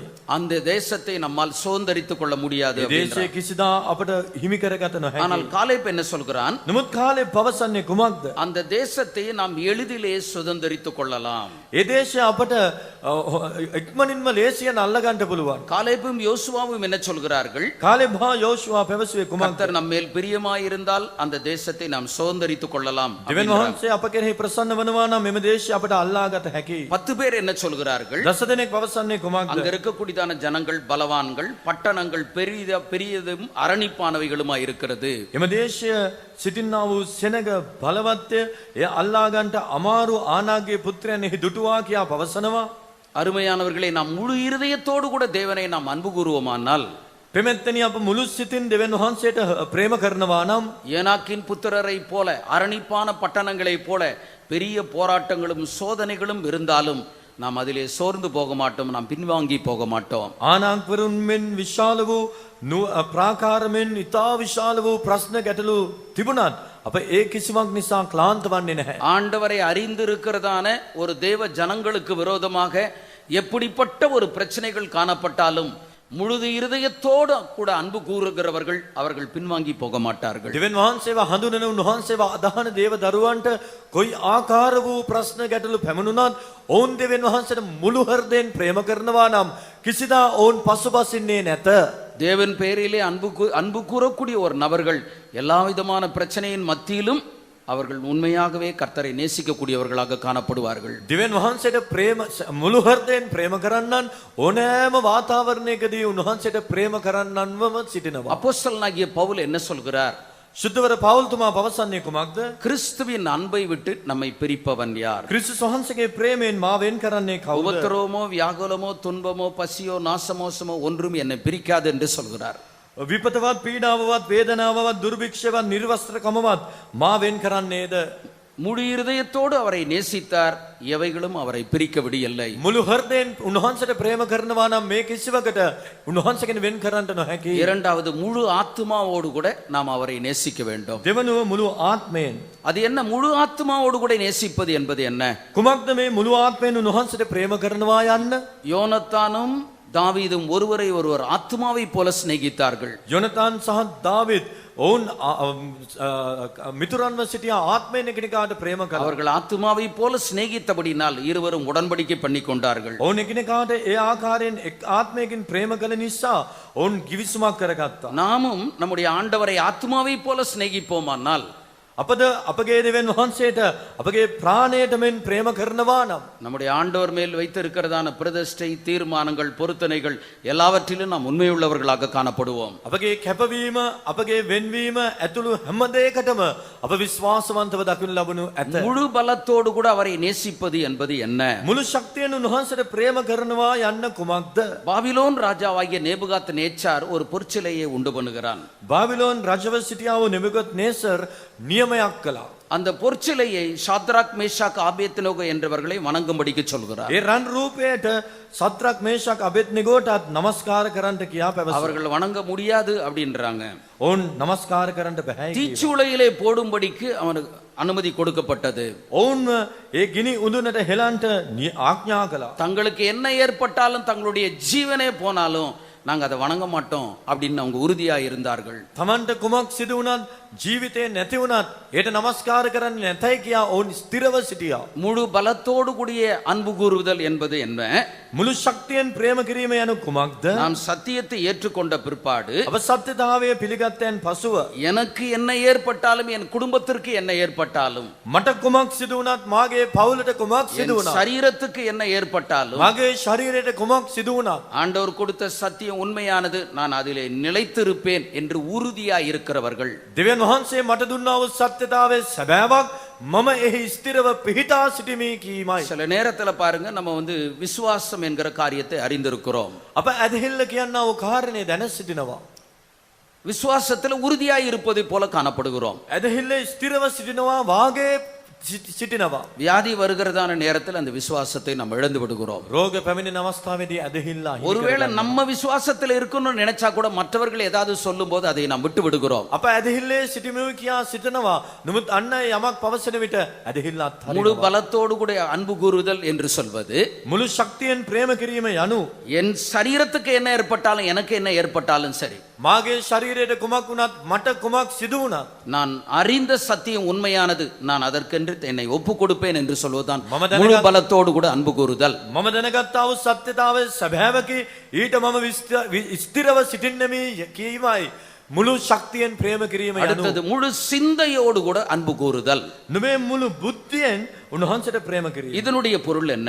මෙහි අර්ථය කුමක්ද? லூக்கா சுவிசேஷம் 8ஆம் அதிகாரம் முதல் 3 வசனத்தை நாம் படிக்கிற வேளையிலே ලූක් දෙවන පරිච්ඡේදයේ පළවෙනි පද 3 කියවන විට அங்கே மகதலேனா மரியாளை குறித்து நாம் படிக்கிறோம். එම ස්ථානයේ මග්දලයාන්හි මරියා ගැන අප කියවනවා. அவள் 7 பிசாசுகளினால் பிடிக்கப்பட்டவளாக காணப்பட்டாள். ඇය යක්ෂයන් 7 දෙනෙක් ඇයට ආවේශව සිටියා. கர்த்தராகிய இயேசு கிறிஸ்துவின் மூலமாக அவர் ஒரு நல்ல ஒரு சுகத்தை, ஒரு விடுதலையை பெற்றுக்கொண்டாள். ස්වාමී වූ යේසුස් ක්‍රිස්තුස් වහන්සේ කරුණු කොටගෙන මෑ මිදීම සුවය ලබා ගත්තා. இந்த விடுதலையை பெற்றுக்கொண்ட பிற்பாடு மகதலேனா மரியாள் என்ன செய்கிறாள்? මේ මිදීම ලබා ගත්තෙන් අනතුරුව මේ මග්දලානී මරියා කුමක්ද කරන්නේ? அவர்களோடு கூட சேர்ந்து ஊழியம் செய்ததாக நாம் வேதத்திலே படிக்கிறோம். ස්වාමීන් වහන්සේ හා සමග ඇයද එක්ව සේවය කරා කියලා இவ்வளவு காலம் අපේ பிசாசு වචනේ பிடிச்சு කියවනවා. இவ்வளவு காலம் பிசாசு என்னை அடிமைப்படுத்தி வைத்திருந்தது. මේ පමණ තාක් යක්ෂයා මාව වහල් කරගෙන සිටියා. பிசாசு தன்னுடைய விருப்பத்தை எனக்குள் நிறைவேற்றி கொண்டிருந்தான். යක්ෂයා තම කැමැත්ත මා තුළ ඉෂ්ට කරමින් සිටියා. இனிமேல் நான் அவருக்காக வாழ வேண்டும், அவருக்கென்று ஊழியம் செய்ய வேண்டும் என்ற ஒரு எண்ணம் உடையவளாய் காணப்பட்டாள். දැන් මින් මතු මම උන්වහන්සේ උදෙසා ජීවත් විය යුතුයි, උන්වහන්සේට සේවය කළ යුතුයි කියනා වූ අදහස ඇතිව ඇය දැන් පසුවනවා. அருமையானவர்களே, நாம் பட்டால் மட்டும் போதாது.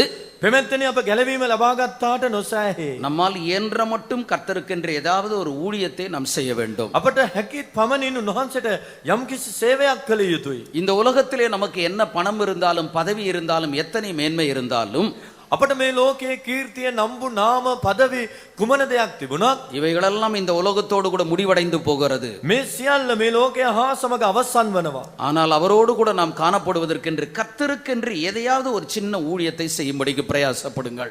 නමුත් උන්වහන්සේ හා සමග සදාටම දකින ලබන පිණිස උන්වහන්සේට කියා කුඩා හෝ සේවයක් කරන්න වෙරදරන්න. அடுத்தது, நமக்குள்ள இருக்கக்கூடியதான அன்பை நாம் எப்படி வெளிப்படுத்தலாம்?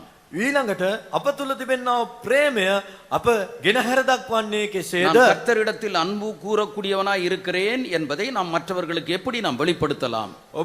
ප්‍රේම කළ හැකි කියා අප අන් අයට පෙන්වන්නේ කොහොමද?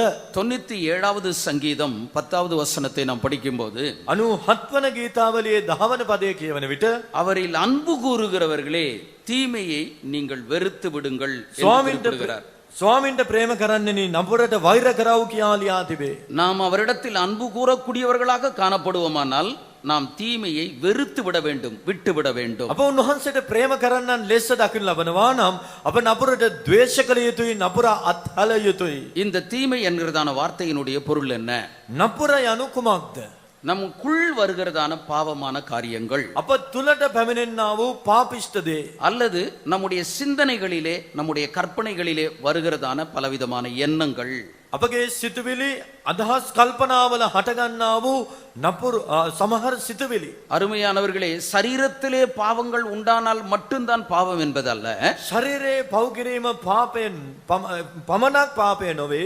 நம்முடைய கற்பனைகளிலும் எண்ணங்களிலும் வருகிற காரியங்கள் கூட அது பாவமாக கருதப்படுகிறது. අපගේ අදහස් යෝජනාවල හටගන්නා වූ පාපද ඒ නපුරු දේ පාප වේ. நீதிமொழிகளின் புத்தகம் 14ஆம் அதிகாரம் 22வது வசனத்தை நாம் படிக்கும்போது, හිතෝපදේශ 14:22 தீமையை யோசிக்கிறவர்கள் தவறுகிறார்கள் அல்லவோ என்று நாம் படிக்கிறோம். නපුර යොදන්නන් වරද්දවා ගන්නවා නොවේද? பாவங்கள் என்று சொல்வது முதலாவது நம்முடைய கற்பனைகளுக்குள்ளே, சிந்தனைகளுக்குள்ளே வரக்கூடியது. පාප පළමුකොට අපගේ සිතුවිලි අදහස් තුළට පැමිණෙනවා. நம்முடைய சிந்தனையிலே தீமையான காரியங்கள் வரும்போது அவைகளை நாம் மேற்கொள்வோமானால் கிரியைகளிலே பாவங்கள் காணப்படாது. අපගේ සිතුවිල්ලට පාපය පැමිණෙන අවස්ථාවේදී ඉන් අප ජය ගන්නවා නම් අපගේ ක්‍රියාව තුළට පාපය පැමිණෙන්නේ නැහැ. நம்முடைய நினைவு தானே, கற்பனை தானே அப்படின்னு நம்ம நினைச்சுக்கிட்டே இருப்போம். அப்படின்னா நம்முடைய சிந்தை நம்மை அப்படியே பாவியாக நம்மை மாற்றிவிடும். මේ සිතුවිල්ලක්නේ, මේ කල්පනාවක් පමණයිනේ කියා අප නොසලකා හරිනවා නම් එය පාපය බවට පත්වනවා. ரோமரின் புத்தகம் 11ஆம் அதிகாரம் 16வது வசனத்தை நாம் படிக்கும்போது, රෝම 11:16 කියවන විට வேறானது பரிசுத்தமாய் இருந்தால் கிளைகளும் பரிசுத்தமாய் இருக்கும். මුල සුද්ධ නම් එහි අතුද එසේමය. வேறானது பரிசுத்தமாய் இருந்தால் கிளைகளும் பரிசுத்தமாய் இருக்கும். මුල සුද්ධ නම් අතුද එසේමය. அதனுடைய பொருள் என்ன? ඒ අර්ථය කුමක්ද? வேர் பரிசுத்தம், கிளை பரிசுத்தம். මුල සුද්ධයි, අතු සුද්ධයි. ஒரு மரத்தை நாம் எடுத்துக்கொள்வோம். ගසක් ගමු. அந்த மரத்திலே 2 விதமான அனுபவங்கள் உண்டு. ඒකයි අත්දැකීම් දෙකක් තිබෙනවා. ஒன்று காண்கிற அனுபவம், மற்றொன்று காணக்கூடாத அனுபவம். එකක් අපගේ ඇසට පෙනෙනා වූ කොටස, දෙවන එක අපගේ ඇස නොගැටෙන ஒரு කොටස. மரத்தினுடைய காணக்கூடாத அனுபவம் எது? ඒ ගස්සේ නොපෙනෙන කොටස කුමක්ද? அதனுடைய வேரானது காண முடியவில்லை, அது மண்ணுக்குள் இருக்கிறது. ඒ මූල පද්ධතිය මුල පෙනෙන්නේ නැහැ. அந்த மரத்தினுடைய காணக்கூடிய ஒரு அனுபவம் என்னது? ඒ ගසේ දකින්නා වූ කොටස කුමක්ද? அதனுடைய தண்டு பகுதி, அதனுடைய கிளை பகுதி, அதனுடைய இலைகள், பூக்கள், பழங்கள், காய்கள், இவைகளெல்லாம் காணக்கூடியது. කඳ, අතු, අතුරුකිලි, කොළ මල් ගෙඩි මේ දේවල් අපට පෙනෙන කොටසයි. வேறானது பரிசுத்தமாய் இருந்தால் கிளைகளும் பரிசுத்தமாய் இருக்கும். මුල සුද්ධ නම් අතුද එසේමය. அதாவது நமக்குள்ளே நம்ம எடுத்துக்கிட்டோம்னா ரெண்டு விதமான பகுதியை நாம் எடுத்துக்கொள்ளலாம். අපටගේ කොටස් දෙකක් අපට බෙදන්න පුළුවන්. ஒன்று காணக்கூடிய பகுதி, மற்றொன்று காணக்கூடாத பகுதி. එකක් අන් අයට පෙනෙන කොටස, එකක් අනිත් අයට නොපෙනෙන කොටස. காணக்கூடாத பகுதி தான் நம்முடைய சிந்தனை மண்டலம், நம்முடைய நினைவுகளா இருக்கிறது. නොපෙනෙන්නා වූ කොටස කුමක්ද නම් අපගේ සිතුවිලි අදහස් මෙම ආසනය. நம்முடைய நினைவுகளை நாம் பரிசுத்தமாக வைத்துக் கொள்வோமானால் நம்முடைய கிரியைகளும் எல்லாவற்றிலும் பரிசுத்தமாய் காணப்படும். අපගේ අදහස් යෝජනා අප පිරිසිදුව තබා ගන්නවා නම් අපගේ ක්‍රියාද ඒ ආකාරයෙන් පිරිසිදුව තිබෙනවා. வேதம் சொல்கிறது, கர்த்தரிடத்தில் அன்பு கூறுகிறவர்களே தீமையை நீங்கள் விட்டுவிடுங்கள். දෙවියන් වහන්සේට ස්වාමින්ට ප්‍රේම කරන්නෙනි නපුරෙන් ඉවත් වෙයල්ලා. அநேக நாட்கள் நாம் ஆண்டவருடைய பிள்ளைகளாய் விசுவாசிகளாக இருந்தாலும் අප බොහෝ කල් දෙවියන් වහන්සේගේ දරුවන්ව උන්වහන්සේගේ පුත්‍රයන්ව සිටියද அருமையானவர்களே, அநேக பாவங்களுக்கு நாம் அடிமைப்பட்டவர்களாக காணப்படுகிறோம். පෙමැත්තනි බොහෝ පාපයන්ට අප වහල්ව සිටිනවා. அவற்றிலிருந்து ஒரு பூரணமான ஒரு விடுதலையை நாம் பெற்றுக்கொள்ள வேண்டும். ඒ සියල්ලෙන් අප පූර්ණ නිදහසක් ලබා ගත යුතුයි. ஆண்டவர் நம்மை இப்படி இந்த கன்வென்ஷனுக்கு கொண்டு வந்திருக்கிறார். උන්වහන්සේ අප මේ රැස්වීම මාලාවට ගෙනවිත් තිබෙනවා. கிருபையாய் நமக்கு கொடுக்கப்பட்டதான இப்படிப்பட்டதான ஒரு நாட்களை நாம் பயன்படுத்திக் கொள்ள வேண்டும். කරුණාවෙන් දෙනු ලැබූ දවස් අප ප්‍රයෝජනවත් කරගත යුතුයි. இவ்வளவு காலமும் நம்முடைய மனசும் மாம்சமும் விரும்புகிறபடியெல்லாம் நாம் ஜீவித்துக் கொண்டிருந்தோம். මේ තාක් අපගේ මනසත් මාංශයත් කැමති වන පරිදි අප ජීවත් වෙමින් සිටියා. ஆனால் கர்த்தர் கொடுத்ததான இந்த சந்தர்ப்பத்தை பயன்படுத்திக் கொள்ளுங்கள். නමුත් දෙවියන් වහන්සේ දුන්නා මේ අනගේ අවස්ථාව ප්‍රයෝජනවත් කරගන්න. இதை பயன்படுத்திக் கொள்வீர்களானால் உங்களுடைய எதிர்காலம் மிகவும் நன்றாக காணப்படும். මේ ඔබ ප්‍රයෝජනවත් කරගන්න හිනම් ඔබගේ අනාගතය අනර්ග එකක් වනවා ඇත. அடுத்தது அவரிடத்தில் காணப்படுகிறதான அன்பை நாம் எப்படி வெளிப்படுத்தலாம்? මීළඟට උන්වහන්සේ කෙරෙහි දක්වන ප්‍රේමය අපට පෙන්විය හැකි කොහොමද? முதலாம் யோவானின் புத்தகம் 2ஆம் அதிகாரம் 15வது வசனத்தை படிக்கும்போது, පළවෙනි යොහාන් 2:15 කියවන විට உலகத்திலும் உலகத்தில் உள்ளவைகளிலும் அன்பு கூறாதிருங்கள். ලෝකයටත් ලෝකයේ තිබෙන දේවලටත් ප්‍රේම නොකරල්ලා. ஒருவன் உலகத்தில் அன்பு கூர்ந்தால் அவனுக்கு பிதாவினிடத்தில் அன்பு இல்லை. යමෙක් ලෝකයට ප්‍රේම කරේ නම් පියාණන් වහන්සේ කෙරෙහි ප්‍රේමය ඔහුට නැත. இந்த வசனங்கள் எல்லாம் நாம் படித்து அறிந்திருக்கிறதான சில வசனங்கள் தான். මේ සියලු පද අප කියවා දැන හඳුනන පද. இதற்கு ஒரு சின்ன ஒரு விளக்கத்தை மட்டும் தருகிறேன். කුඩා අර්ථකථනයක් ඉදිරිපත්. உலகத்திலும் உலகத்தில் உள்ளவைகளிலும் அன்பு கூறாதிருங்கள். ලෝකයටවත් ලෝකෙහි තිබෙන දේවලටවත් ප්‍රේම නොකරල්ලා. ஒருவன் உலகத்தில் அன்பு கூர்ந்தால் அவனுக்கு பிதாவினிடத்தில் அன்பு இல்லை. යමෙක් ලෝකයට ප්‍රේම කරේ නම් පියාණන් වහන්සේ කෙරෙහි ප්‍රේමය ඔහු තුල නැත. அப்படியானால் உலகம் என்பது என்ன? එසේනම් ලෝකය යනු කුමක්ද? நம்ம பார்த்துக்கிட்டு இருக்கிறோமே, இதுதான் உலகமா?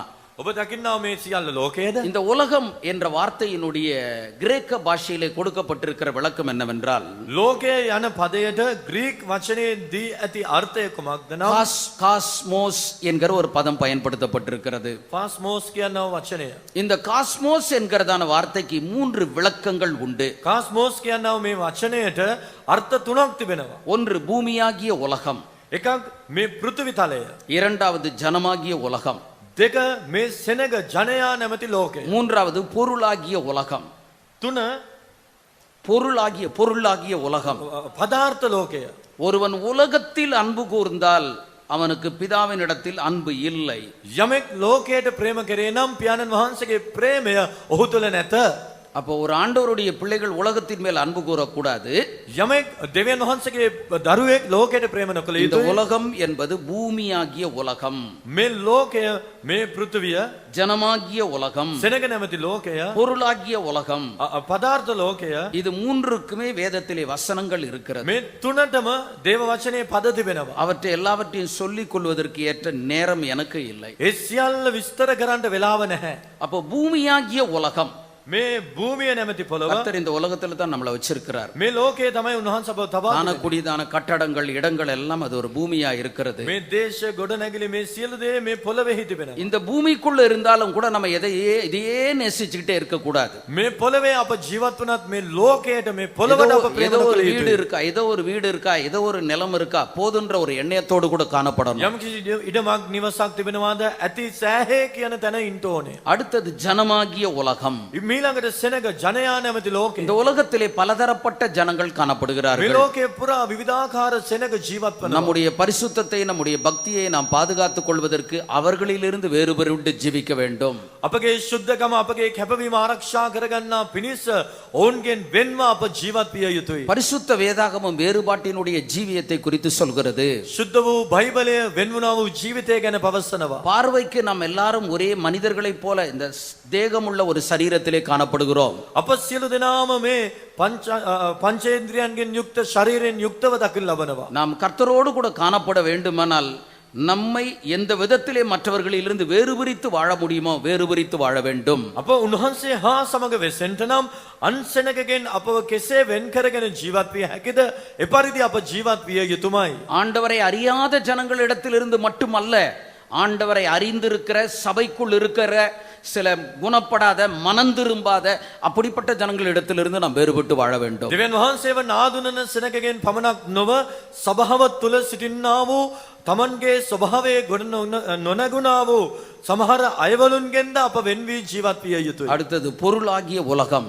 ඊළඟට මේ පදාර්ථ ලෝකය. நாம் காண்கிறதான எல்லாவற்றையும் நமக்கு வேணும் அப்படின்னு நம்ம நினைக்க கூடாது. අප දකින හැමදේම අපිට ඕනේ කියා නොසිතිය යුතුයි. மற்றவர்கள் அதை அனுபவிப்பதற்கு அவர்களுடைய மனசாட்சி இடம் கொடுக்கும். අනිත් අයට ඒ දේවල් භුක්ති විඳින පිණිස ඔවුන්ගේ හෘද සාක්ෂිය ඉඩ දෙන්න පුළුවනි. ஆனால் நம்முடைய மனசாட்சி வேண்டான்னு அதை நம்ம விட்டுட வேண்டியதுதான். නමුත් අපගේ හෘද සාක්ෂිය ඒ එපා කියනවා නම් අත්හැරිය යුතුයි. பொருள் நமக்கு தேவைதான், ஆனால் பொருள் ஆசை நமக்கு தேவையில்லை. මුදල් අපිට අවශ්‍යයි. මුදල් තෘෂ්ණාව නුසුදුසුයි. இவைகளை நாம் விட்டுவிட வேண்டியதா இருக்கிறது. මේ සියල්ල අප අත්හැරිය යුතුයි. ஒரு ஆண்டவருடைய பிள்ளைகளுக்குள் இந்த 3 அனுபவங்களும் காணப்படக்கூடாது. பொருளாகிய உலகம், ஜனமாகிய உலகம், பூமியாகிய உலகம் காணப்படக்கூடாது. මේ පොළව ජනයා නැමැති ලෝකය පදාර්ථ ලෝකය දෙවියන් වහන්සේගේ දරුවෙකු තුල මේ තුන් ආකාර ලෝකයන් දකිනු නොලැබිය යුතුයි. அடுத்தது தேவனிடத்தில் இருக்கக்கூடியதான அன்பை நாம் எப்படி வெளிப்படுத்தலாம்? දෙවියන් වහන්සේට දක්වන්නා වූ ප්‍රේමය මීළඟට අපට ප්‍රකාශ කළ හැක්කේ කෙසේද? முதலாம் யோவானின் புத்தகம் 4ஆம் அதிகாரம் 20-21 வசனத்தை நாம் படிக்கும்போது, පළවෙනි යොහන් 4 වෙනි පරිච්ඡේදයේ 20-21 ஒருவன் தேவனிடத்தில் அன்பு கூறுகிறவன் என்று சொல்லியும் යමෙක් දෙවියන් වහන්සේට ප්‍රේම කරමියයි කියා தன் சகோதரனை பகைத்தால் அவன் பொய்யனாயிருக்கிறான். තමාගේ සහෝදරයාට වෛර කරේ නම් ඔහු බොරුකාරයෙක්ය. தேவனிடத்தில் அன்பு கூறுகிறவன் சகோதரனிடத்தில் அன்பு கூற கடவன். දෙවියන් වහන්සේට ප්‍රේම කරන්න දෙවියන් වහන්සේට ප්‍රේම කරන්න තමාගේ සහෝදරයාට ප්‍රේම කරාවා. தன் சகோதரனை பகைத்தால் அவன் பொய்யனாயிருக்கிறான். තමාගේ සහෝදරයාට වෛර කරේ නම් ඔහු බොරුකාරයෙක්ය. தேவனிடத்தில் அன்பு கூறக்கூடியவன் தன் சகோதரனிடத்திலும் அன்பு கூற வேண்டும். දෙවියන් වහන්සේට ප්‍රේම කරන්න තම සහෝදරයාට ප්‍රේම කළ යුතුයි. கர்த்தராகிய இயேசு கிறிஸ்து மத்தேயு சுவிசேஷம் 5ஆம் அதிகாரம் 43வது வசனத்திலிருந்து சில காரியத்தை குறிப்பிடுகிறார். මතෙව් 5 වෙනි පරිච්ඡේදයේ 43 වන පදයේ සිට යේසුස් ක්‍රිස්තුස් වහන්සේ සමහර කාරණා පවසනවා. உனக்கு அடுத்தவனை சிநேகித்து உன் சத்துருவை பகைப்பாயாக என்பது முற்காலத்தில் எழுதப்பட்ட காரியங்கள். තමාගේ අසල්වාසයට ප්‍රේම කරව තාගේ සතුරාට වෛර කරවයි කී බව නුඹලා අසා තිබේ.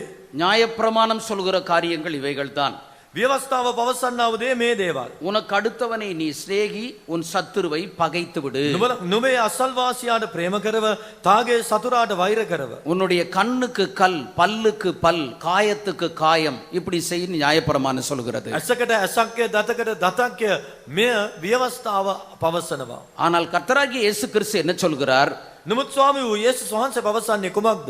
நான் உங்களுக்கு சொல்கிறேன், உங்கள் சத்துருக்களை சிநேகியுங்கள். නමුත් මම නුඹලාට කියමි නුඹලාගේ සතුරන්ට ප්‍රේම உங்கள் කරපල්ලා. சபிக்கிறவர்களை ஆசீர்வதியுங்கள். නුඹලාට ශාප කරන්නන්ට ආශිර්වාද உங்களை කරපල්ලා. பகைக்கிறவர்களுக்கு நன்மை செய்யுங்கள். නුඹලාට සතුරුකම් කරන අයට යහපතම உங்களை කරපල්ලා. நிந்திக்கிறவர்களுக்காக, துன்பப்படுத்துகிறவர்களுக்காக ஜெபம் பண்ணுங்கள். නුඹලාට පීඩා කරන්නන් නින්දා කරන්නන් උදෙසා යාඥා කරපල්ලා. அருமையானவர்களே, நாம் பரலோக ராஜ்யத்திற்கு நாம் செல்ல வேண்டுமானால் ප්‍රේමෙත්තනි අප ස්වර්ග ராஜ்யයට යන්න නම් நியாயசாஸ்திரியின் இடத்திலே சொன்னது போல ඒ ව්‍යවස්ථාධාරීන්ට පැවසුවා වූ ලෙස தேவனிடத்தில் அன்பு கூற வேண்டும், மனுஷனிடத்திலே அன்பு கூற வேண்டும். දෙවියන් වහන්සේට ප්‍රේම කරන්න, මනුෂ්‍යයාට ප්‍රේම කරන්න. இரண்டாவது, ஒரு வாலிபன் ஆண்டவராகிய இயேசு கிறிஸ்துவினிடத்தில் வருகிறான். දෙවනුව යෞවනයෙක් යේසුස් වහන්සේ වෙතට පැමිණියා. மார்க்கு சுவிசேஷம் 10ஆம் அதிகாரம் 17வது வசனத்திலிருந்து 21வது வசனம் வரைக்கும் நான் படிக்கிற வேளையிலே මතයතුමාගේ සුභාරංචියේ 10 වන පරිච්ඡේදයේ 17 වන පදයේ සිට 22 වන පදය දක්වා කියවන විට கர்த்தராகிய இயேசு கிறிஸ்து ஒரு வழியிலே போய் கொண்டிருக்கிறார். ස්වාමී යේසුස් වහන්සේ මාර්ගයක යද්දී ஒருவன் ஓடி வந்து அவருக்கு முன்பாக முழங்கால் படியிடுகிறான். එක්තරා කෙනෙක් දුවගෙන ඇවිත් උන්වහන්සේ ඉදිරියේහි දනින් හිඳ இயேசு எங்கேயோ ஒரு இடத்துல இருக்கிறார்னு வச்சுங்க, ஒரு ஆலயத்தில் இருக்கிறார், முழங்கால் படியிடுகிறான் அப்படின்னா பரவாயில்ல.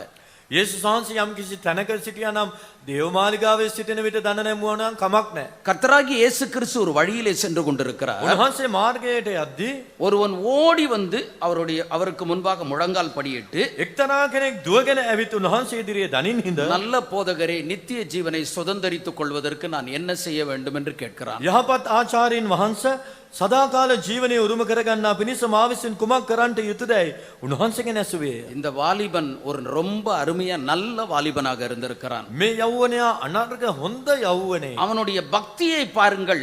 வழியிலே நின்றாலும் முழங்கால் படியிட்டு, நல்ல போதகரே, நித்திய ஜீவனை சுதந்தரித்துக் கொள்வதற்கு என்ன செய்ய வேண்டும் கேட்கிறான். ඔහුගේ භක්තිය දෙස බලන්න. උන්වහන්සේ සිටියේ මාර්ගයේ.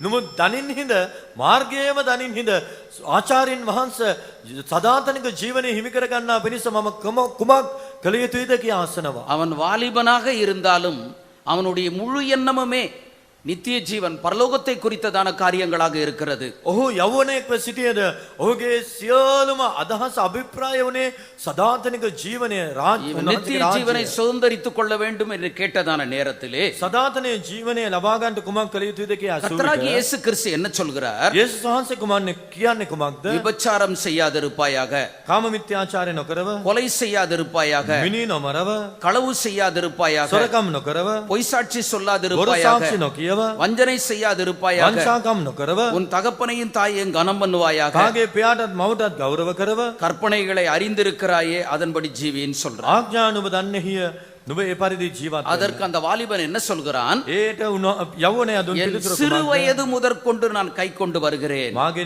යෞවන අවස්ථාවේ පටන් රක්ෂා இயேசு කළේ. அவனை பார்த்து යේසුස් වහන්සේ ඔහු දෙස බලලා அவனிடத்தில் அன்பு கூர்ந்து, ඔහුට ප්‍රේම කොට உன்னிடத்தில் ஒரு குறை உண்டு, නුඹට එකක් අඩුවිය. போய் உனக்கு உண்டானவைகள் எல்லாவற்றையும் விற்று தரித்திரருக்கு கொடு, ගොස් නුඹ සන්තක සියල්ල විකුණා දිලිඳුන්ට දීපන්න. அப்பொழுது பரலோகத்திலே உனக்கு பொக்கிஷம் உண்டாயிருக்கும். ස්වර්ගෙහි නුඹට වස්තු ඇතිවන්නේය. பின்பு சிலுவையை எடுத்துக்கொண்டு என்னை பின்பற்றி வா என்று குறிப்பிடுகிறார். ඊළඟට නුඹ මා අනුව කුරුසිය රැගෙන එන්ට කියා පවසනවා.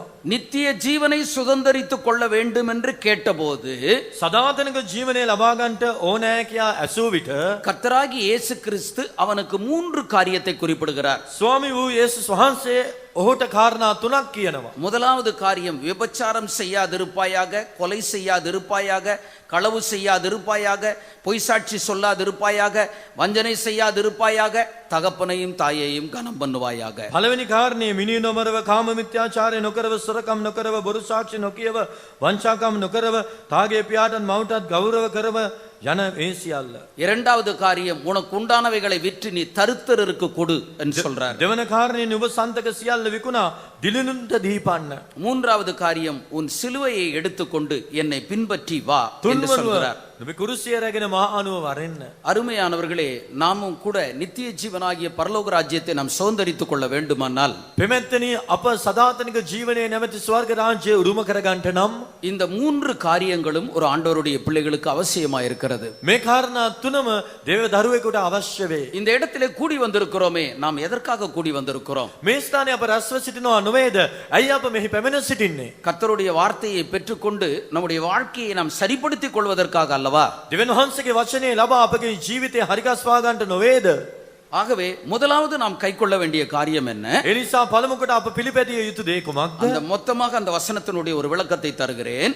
පොදුවේ එම පදයට අර්ථයක් දෙන්නම්. 19வது வசனத்தினுடைய ஒரு விளக்கத்தை தருகிறேன். 19 වන පදයට අර්ථය இந்த வசனத்தினுடைய பொதுவான விளக்கம் என்ன?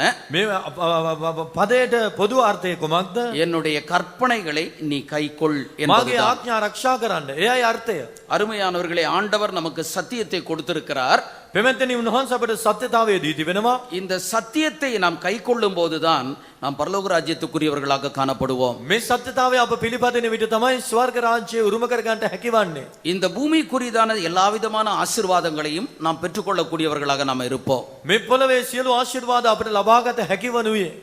மத்தேயு சுவிசேஷம் 7ஆம் அதிகாரம் 24வது வசனத்திலிருந்து 27வது வசனம் வரைக்கும் நாம் படிக்கும்போது මතෙව් 7 වන පරිච්ඡේදයේ 24 සිට 27 දක්වා කියවන විට கர்த்தராகிய இயேசு கிறிஸ்து விதமாக சொல்கிறார்.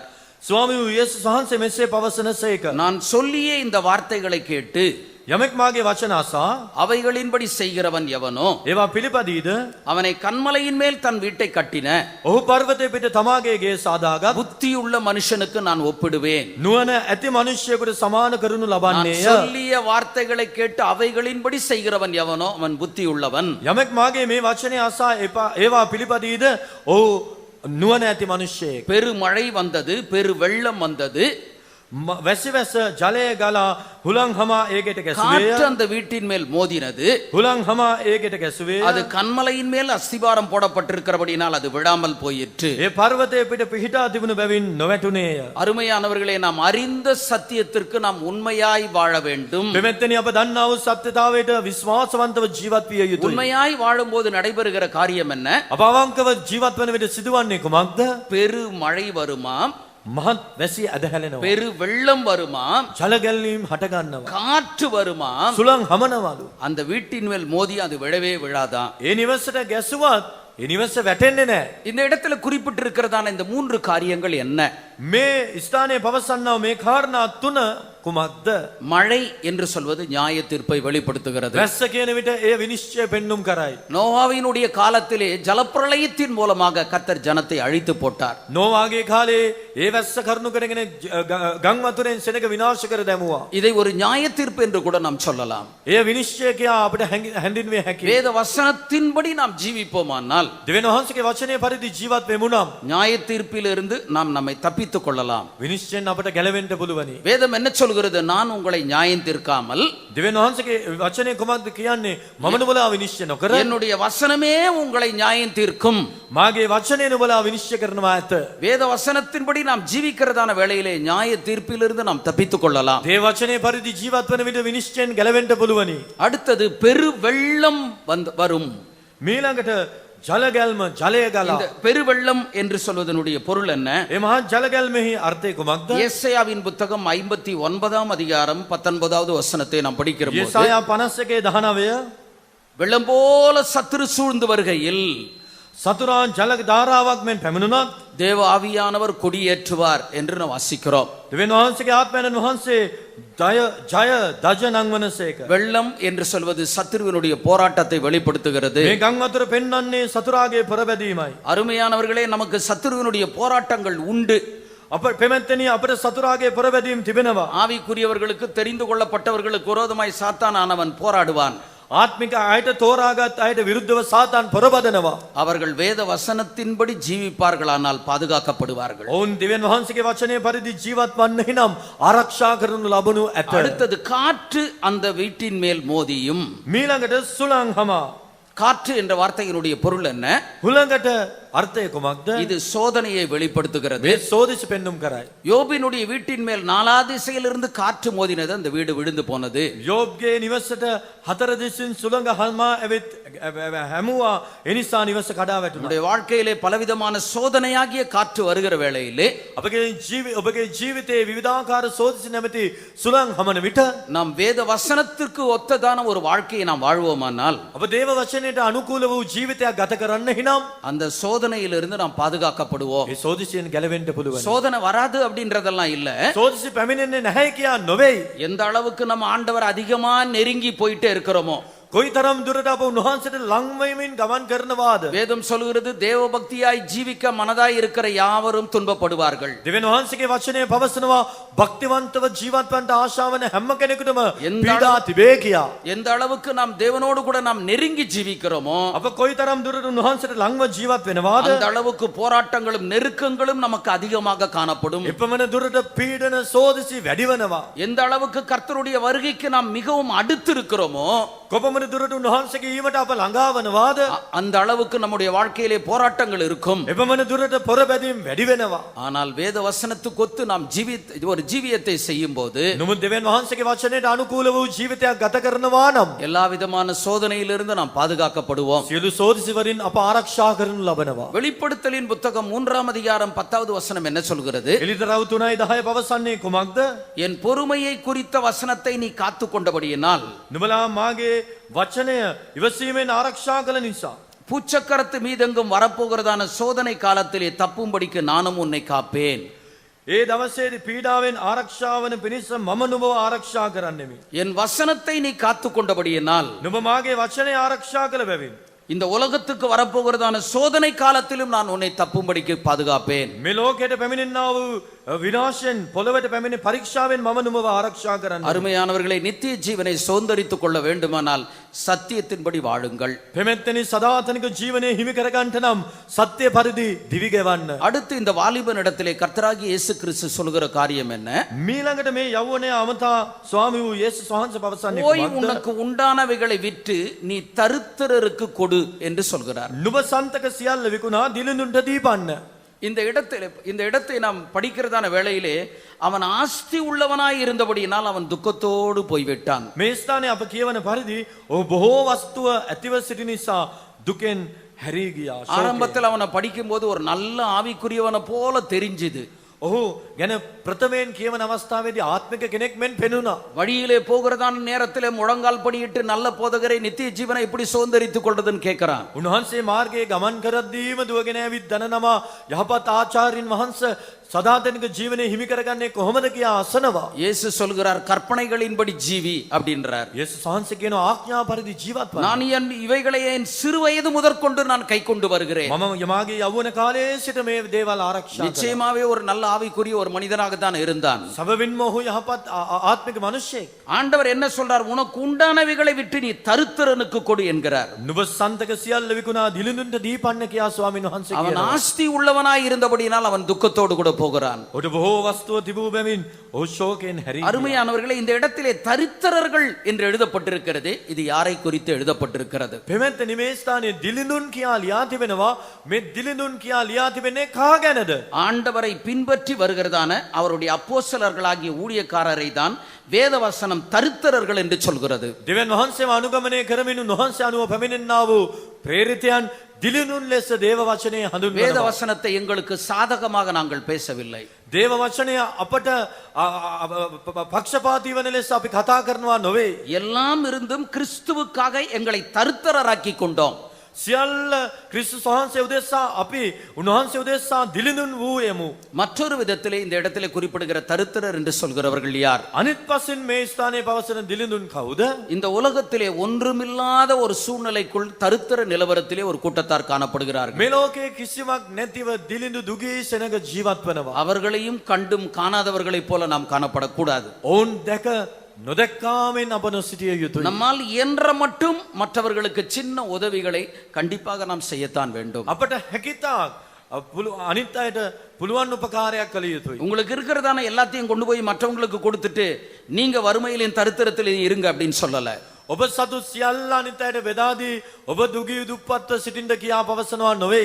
உங்களுக்கு இருப்பதிலே கொஞ்சம் மற்றவர்களுக்கும் கொடுங்கள். ඔබට තිබෙන දෙයින් ස්වල්පයක් අනිත් අයටත් දෙන්න. வேதத்திலே தொற்காள் என்னும் பெயருள்ள தபித்தாளை குறித்து நாம் படிக்கிறோமே. අප උන්වහන්සේගේ වචනේ තබීතා කියනා වූ ස්ත්‍රිය ගැන அந்த කියවනවා. காலத்திலே சபையிலே அவள் ஒரு பெரிய தொழிலதிபராக காணப்படவில்லை. ඒ අය විශාල වෘත්තියක් කළා වූ තැනැත්තියක් නොවේ. ஒரு டெய்லரா தான் காணப்பட்டாள். ඇය ඇඳුම් අසන්නා වූ තැනැත්තියක් වූ சின்ன ஒரு வருமானம் தான் அவர்களுக்கு காணப்பட்டது. ඇයට තිබුණා වූ ආදායම ඉතා කුඩා එකක්. அந்த சின்ன வருமானத்தை கொண்டு தங்களுடைய குடும்பத்தை நடத்துகிறார்கள். ඒ කුඩා ආදායමෙන් ඇය තම පවුල රැකගත්තා. ஆனாலும் அதிலே கிடைக்கக்கூடிய ஒரு வருமானத்தை கொண்டு அந்த சபைக்கு வருகிறதான ஏழை பிள்ளைகளுக்கு வஸ்திரத்தை தன்னுடைய கையினாலே தைத்து கொடுத்து அவர்களுடைய நிர்வாணத்தை மூடினார்கள்.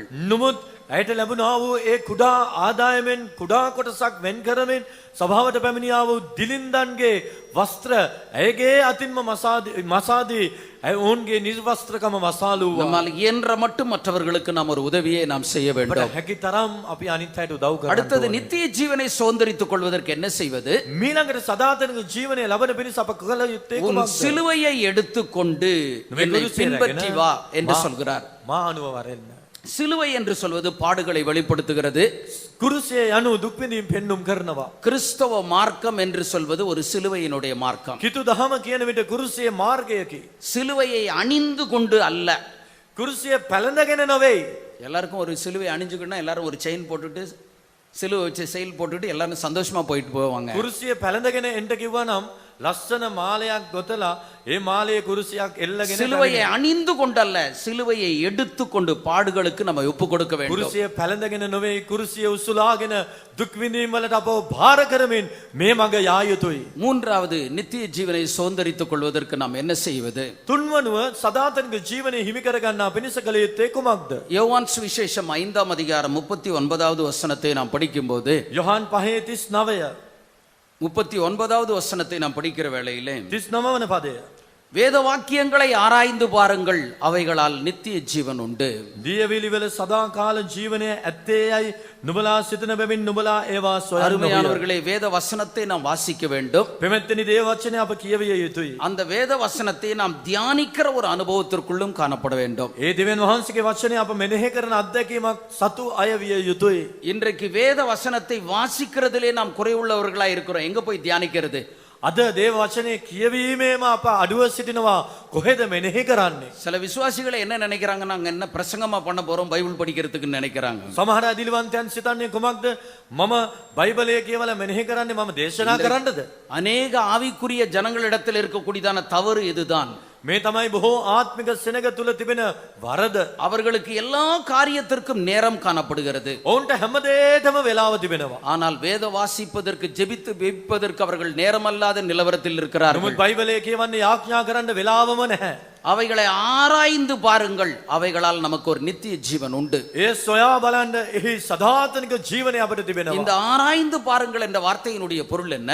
මේ සොයා බැලීමේහි අර්ථය කුමක්ද? நாம் கற்றுக்கொண்ட கேட்ட இந்த வேத வசனத்தை நாம் தியானிக்கிறவர்களாக காணப்பட வேண்டும். අප ඇසූ ඉගෙන ගත්තා වූ දෙවියන් වහන්සේගේ වචනය මෙනෙහි කරන්නන් විය යුතුයි. இது நாம் தியானிக்கும் போதுதான் இது நமக்கு பலனாக மாறுகிறது. මේ මෙනෙහි කරන අවස්ථාවේදී තමයි ඒ අපගේ ශක්තිය වන්නේ. ஆடு மாடுகளை எடுத்துக்கொள்ளுங்கள். ගව බැටළුවන් ගන්න. அது புல்லை அது மேய்கிறதான நேரத்திலே ඔවුන් තන බුදින විට இலையையோ அது புல்லையோ கட் பண்ணி தன்னுடைய இறைப்பைக்குள் தள்ளி விடுகிறது. එක් කොළ නැත්නම් තනකොළ ඔවුන් කමින් තමුන්ගේ ගොදුරෙහි එය තැන්පත් කරගන්නවා. அது எவ்வளவு தூரம் அதுக்கு போட்டு சாப்பிட முடியுமோ சாப்பிட்டுடுது. කොප්පමණ කණ්ඩ පුළුවන්ද එපමණ කනවා. அதற்கு பிற்பாடு அது என்ன செய்கிறது? පසුව කුමක්ද කරන්නේ? அந்த இறைப்பையிலிருந்து அந்த புல்லையோ அல்லது இலையையோ தன்னுடைய வாய்க்கு மீண்டும் கொண்டு வருகிறது. ඒ නැවත වමාරා நன்றாக அது மென்று தின்று அதற்கு பிற்பாடு வேற ஒரு பேக்குக்கு அனுப்பி வைக்கிறது. හොඳින් සපා කුස තුලට ගිල ගන්නවා. இதுதான் அதற்கு ஒரு பலனாக மாறுகிறது. මේ තමයි ඌට ශක්තිය වන්නේ. அருமையானவர்களே, நாமும் படித்த காரியங்களாக இருந்தாலும் தெரிந்து கொள்கிறதான ஒரு சத்தியங்களாக இருந்தாலும் අප පෙමෙත්තනි අප ඉගෙනගත්ත දේවල් වෙන්න පුළුවන්, දැනගත් සත්‍ය වෙන්න පුළුවන්. நாம் கற்றுக்கொண்ட காரியங்களை நாம் மீண்டும் நம்முடைய நினைவுக்கு நாம் கொண்டு வர வேண்டும். අප ඉගෙනගත්තා වූ ඒ දේවල් නැවත නැවත අපගේ මතකයට ගෙන ආ යුතුයි. நேரம் கடந்து போனபடினால் நான் இத்துடன் நிறுத்திக் கொள்கிறேன். වේලාව අවසන් වන නිසා මා මේ හා සමග ஆண்டவராகிய இயேசு கிறிஸ்து நிக்கதேமோன் இடத்திலே சொல்கிறதான வேளையிலே ස්වාමී වූ යේසුස් ක්‍රිස්තුස් වහන්සේ නිකදේමුන් සමතා පවසන විට நித்திய ஜீவனை குறித்து அவனிடத்திலே பேசுகிறார். සදාතනික ජීවනය ගැන ඔහු හා සමග කතා කරනවා. அருமையானவர்களே, ஒரு வேதபாரகன் ஆண்டவராகிய இயேசு கிறிஸ்துவின் இடத்தில் வருகிறான். පෙමෙත්තනි ඒ ව්‍යවස්ථාධාරියා යේසුස් වහන්සේ වෙතට පැමිණෙනවා. நித்திய ஜீவனை சுதந்தரித்துக் கொள்ள வேண்டுமானால் நீ அன்பு கூர் என்று சொல்கிறார். සදාතනික ජීවනය ලබාගෙන පිණිස ඔබ ප්‍රේම කරන්න කියා ஒரு පවසනවා. வாலிபன் அவரிடத்திலே வருகிறான். එක් ප්‍රේම තරුණයෙක් පැමිණෙනවා. நீ நித்திய ஜீவனை சுதந்தரித்துக் கொள்ள வேண்டுமானால் நீ கற்பனைகளை கைக்கொள் என்று சொல்கிறார். ඔබ සදාතනික ජීවනය හිමි කරගන්න ව්‍යවස්ථාව පිළිපදින්න කියා පවසනවා. நீ நித்திய ஜீவனை சுதந்தரித்துக் கொள்ள வேண்டுமானால் உனக்கு உண்டானவைகளை விற்று தரித்திரருக்கு கொடு என்று சொல்கிறார். ඔබ සදාතනික ජීවනය හිමි කරගන්න නම් ඔබ සන්තක සියල්ල විකුණා දිලිනුන්ට දෙන්න කියා කියනවා. நீ நித்திய ஜீவனை சுதந்தரித்துக் கொள்ள வேண்டுமானால் என்னுடைய சிலுவையை எடுத்துக்கொண்டு எனக்கு பின்னாக வா என்று ඔබ சொல்கிறார். සදාතනික ජීවනය හිමි කරගන්න නම් කුරුසිය රැගෙන මා අනුව එන්න කියා පවසනවා. ஆண்டவராகிய இயேசு கிறிஸ்து சொல்கிறதான வேளையிலே ස්වාමී වූ යේසුස් වහන්සේ පවසන විට வேத வசனங்களை ஆராய்ந்து பாருங்கள், அவைகளால் ஒரு நித்திய ஜீவன் உண்டு என்று சொல்கிறார். දේව වචනය සොයන්න එහි සදාතනික ජීවනය තිබෙනවා කියා පවසනවා. அருமையானவர்களே, இந்த நாளின் இரவு நேரத்திலும் கூட கர்த்தர் நம்மை இந்த இடத்திலே கொண்டு வந்திருக்கிறார். පෙමැත්තනි මේ රාත්‍රී වෙලාවේ ස්වාමීන් වහන්සේ අපව මෙහි ගෙනවිත් තිබෙනවා. தேவனுடைய நோக்கங்கள் இல்லாமல் நாம் இந்த இடத்திலே கூடி வரவில்லை. දෙවියන් වහන්සේගේ කැමැත්තෙන් තොරව අප මෙහි රැස්ව නැහැ. தேவன் ஒரு மேலான ஒரு நோக்கத்தோடு கூட நம்ம இந்த இடத்திற்கு கொண்டு வந்திருக்கிறார். දෙවියන් වහන්සේ උතුම් අදහසක් ඇතිව අප මෙහි රැස් ஒருவேளை කරගෙන நீங்களாக இந்த இடத்தில் வந்திருந்தாலும் சரி, ඔබම මෙහි ඇවිත් සිටියාත් மற்றவர்கள் மூலமாக வற்புறுத்தப்பட்டு இந்த இடத்தில் வழி நடத்தப்பட்டிருந்தாலும் சரி, තවත් කෙනෙක් ඔබව බලහත්කාරයෙන් මෙම ස්ථානයට ගෙනවිත් තිබුණා. ஆண்டவர் உங்களை இந்த இடத்திற்கு கொண்டு வந்திருக்கிறார். දෙවියන් වහන්සේ ඔබව මෙහි ගෙනවිත් තිබෙනවා. இதனுடைய நோக்கம் என்ன காரணம்? මෙහි අදහස මෙහි අරමුණ කුමක්ද? நீங்களும் நானும் அவருடைய நித்திய ஜீவனை சுதந்தரித்துக் கொள்ள வேண்டும். ඔබද මාද උන්වහන්සේගේ සදාතනික ජීවනය හිමි කරගත நமக்கு යුතුයි. கொடுக்கப்பட்டிருக்கிறதான காலங்கள் கொஞ்ச காலங்களாக காணப்படுகிறது. අපට ලබා දී තිබෙන ඊටාම කෙටි කාලයකි. அந்த காலங்களிலே ஆண்டவர் நமக்கு கொடுத்திருக்கிற சத்தியத்தின்படி நாம் மனப்பூர்வமாய் ஒப்பு கொடுப்போமாக. මේ කෙටි කාලය තුල උන්වහන්සේ අපට ලබා දී තිබෙන සත්‍යතාවයට මුළු සිතින් අපව බාර කරමු. வந்திருக்கிறதான ஒவ்வொரு தேவ ஜனங்களும் முழங்கால் படியிடுவோம், முழங்கால்களை முடக்குவோம். පැමිණ සිටිනා වූ දේව දරුවනි අප සිළු දෙනා ධන නමමු. வேத வசனத்துக்கென்று உங்களை ஒப்பு கொடுங்கள். ඒ වචනයට ඔබ බාර කරන්න. அருமையானவர்களே, ஆண்டவர் நமக்கு ஒரு சத்தியத்தை மட்டும் நமக்கு தரவில்லை. පෙමැත්තනි දෙවියන් වහන්සේ සත්‍යතාවය පමණක් අපට දෙන්නේ இந்த නැහැ. இடத்திலே நீங்கள் கூடி வந்திருக்கிறீர்கள். මේ ස්ථානයට ඔබ පැමිණ සිටිනවා. நீங்கள் எப்படிப்பட்டதான ஒரு சூழ்நிலையிலே வந்திருக்கிறீர்கள் என்பதை ஆண்டவர் அறிவார். ඔබ කුමන වාතාවරණයකින් යුක්තව මෙහි පැමිණියාද කියලා உங்களுடைய ස්වාමීන් වහන්සේ දන්නාසේක. குடும்ப சூழ்நிலைகளை கர்த்தர் அறிவார். ඔබගේ පවුලේ වාතාවරණය උන්වහන්සේ දන්නවා. உங்களுடைய வாஞ்சைகளை கர்த்தர் அறிவார். ඔබගේ ආශාවන් උන්වහන්සේ දන්නාසේක. உங்களுடைய விருப்பங்களை கர்த்தர் அறிவார். ඔබගේ කැමැත්ත උන්වහන්සේ உங்களுடைய දන්නාසේක. எதிர்பார்ப்புகளை கர்த்தர் அறிவார்.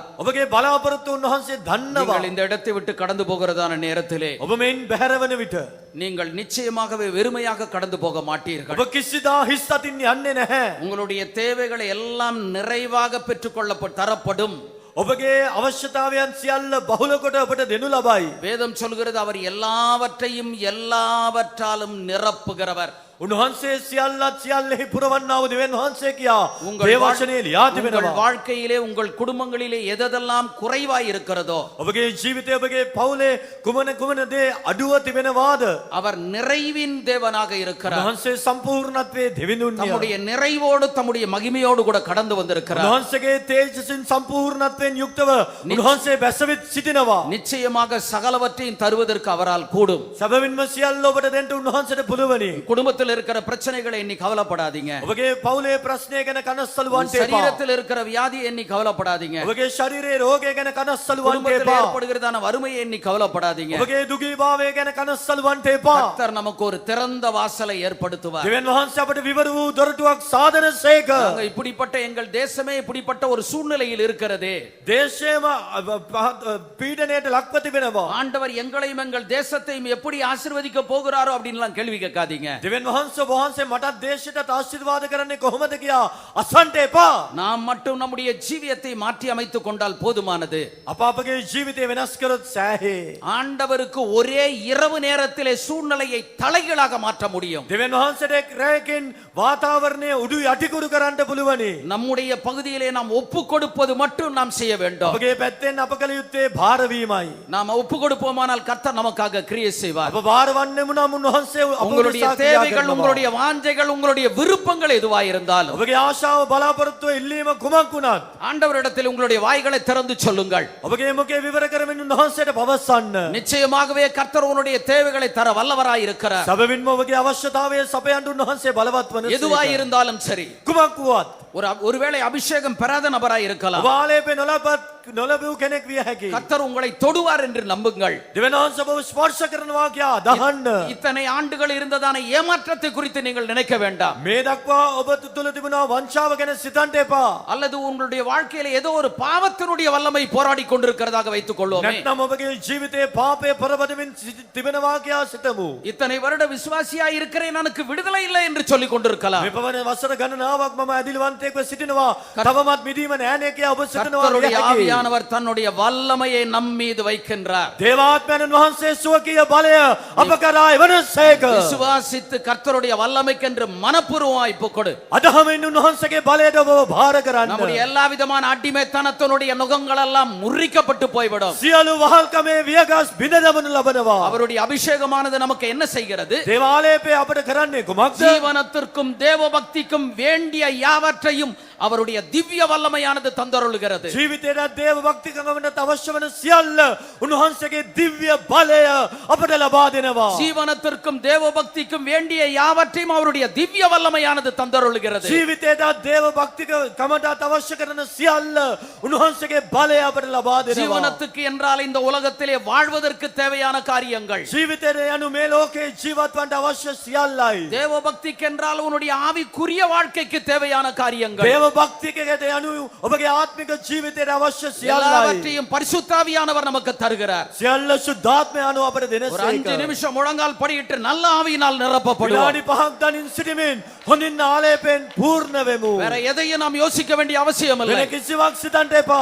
நம்முடைய மத்தியிலே பரிசுத்தாவியானவர் அசைவாடி கொண்டிருக்கிறார். මධ්‍ය සුද්ධාත්මය අනුව සක්මන් කරන உங்களுடைய සේක. வாஞ்சையும் விருப்பத்தையும் அவர் நிறைவேற்றி தருகிறார். ඔබගේ ජීවිතයේ අඩු දේ උන්වහන්සේ පුරවන සේක. தாகமாய் இருக்கிறவன் என்னிடத்தில் வரக்கடவன். පිපාසිත සියල්ලනි මා වෙතට වරෙල්ලා. விருப்பமுள்ளவன் ஜீவ தண்ணீரை இலவசமாய் வாங்கிக் கொள்ள கடவன். පිපාසය සියල්ලනි ජීවනයේ වතුර නොමිලේ රැගෙන බීපල්ලා. அருமையானவனே, தேவனுடைய பிள்ளை உன்னுடைய தேவைகள் எல்லாவற்றையும் கர்த்தர் தருகிறார். පෙමෙත්තනි දේවදරුවන්ගේ සියලු අවශ්‍යතා උන්වහන්සේ සපයන இந்த සේක. கன்வென்ஷனுடைய முதல் நாள் கூட்டத்திலேயே මේ රැස්වීම මාලාවේ ප්‍රථම දවසේ உன்னுடைய රැස්වීමේදී தேவைகளை சந்திக்கிற தேவனாக கடந்து வந்திருக்கிறார். ඔබගේ සියලු අවශ්‍යතා සපුරාලන உன்னை දෙවියන් වහන්සේ ஆசீர்வதிக்கிற தேவனாக கடந்து வந்திருக்கிறார். ආශිර්වාද කරන පිරිස உன்னை උන්වහන්සේ பலப்படுத்துகிற தேவனாக கடந்து வந்திருக்கிறார். ස්පර්ශ කරනව දෙවියන් වහන්සේ உன்னை உருவாக்குகிறதான தேவனாக கடந்து ඔබ வந்திருக்கிறார். ගොඩනගෙන දෙවියන් වහන්සේ ලෙස පැමිණ உன்னை සිටින සේක. பரலோகவாசியாய் மாற்றுகிற தேவனாக கடந்து வந்திருக்கிறார். ඔබව ස්වර්ගීය වාසය කරන්නා වූ දෙවියන් වහන්සේ ஜீவியத்தை ලෙස පැමිණ சரிப்படுத்திக் கொள்ள සිටිනවා. பிரயாசப்படு. ඔබගේ ජීවිතය හරිගස්වා ගන්න. கர்த்தருடைய வல்லமைக்கென்று மனப்பூர்வமாய் ஒப்பு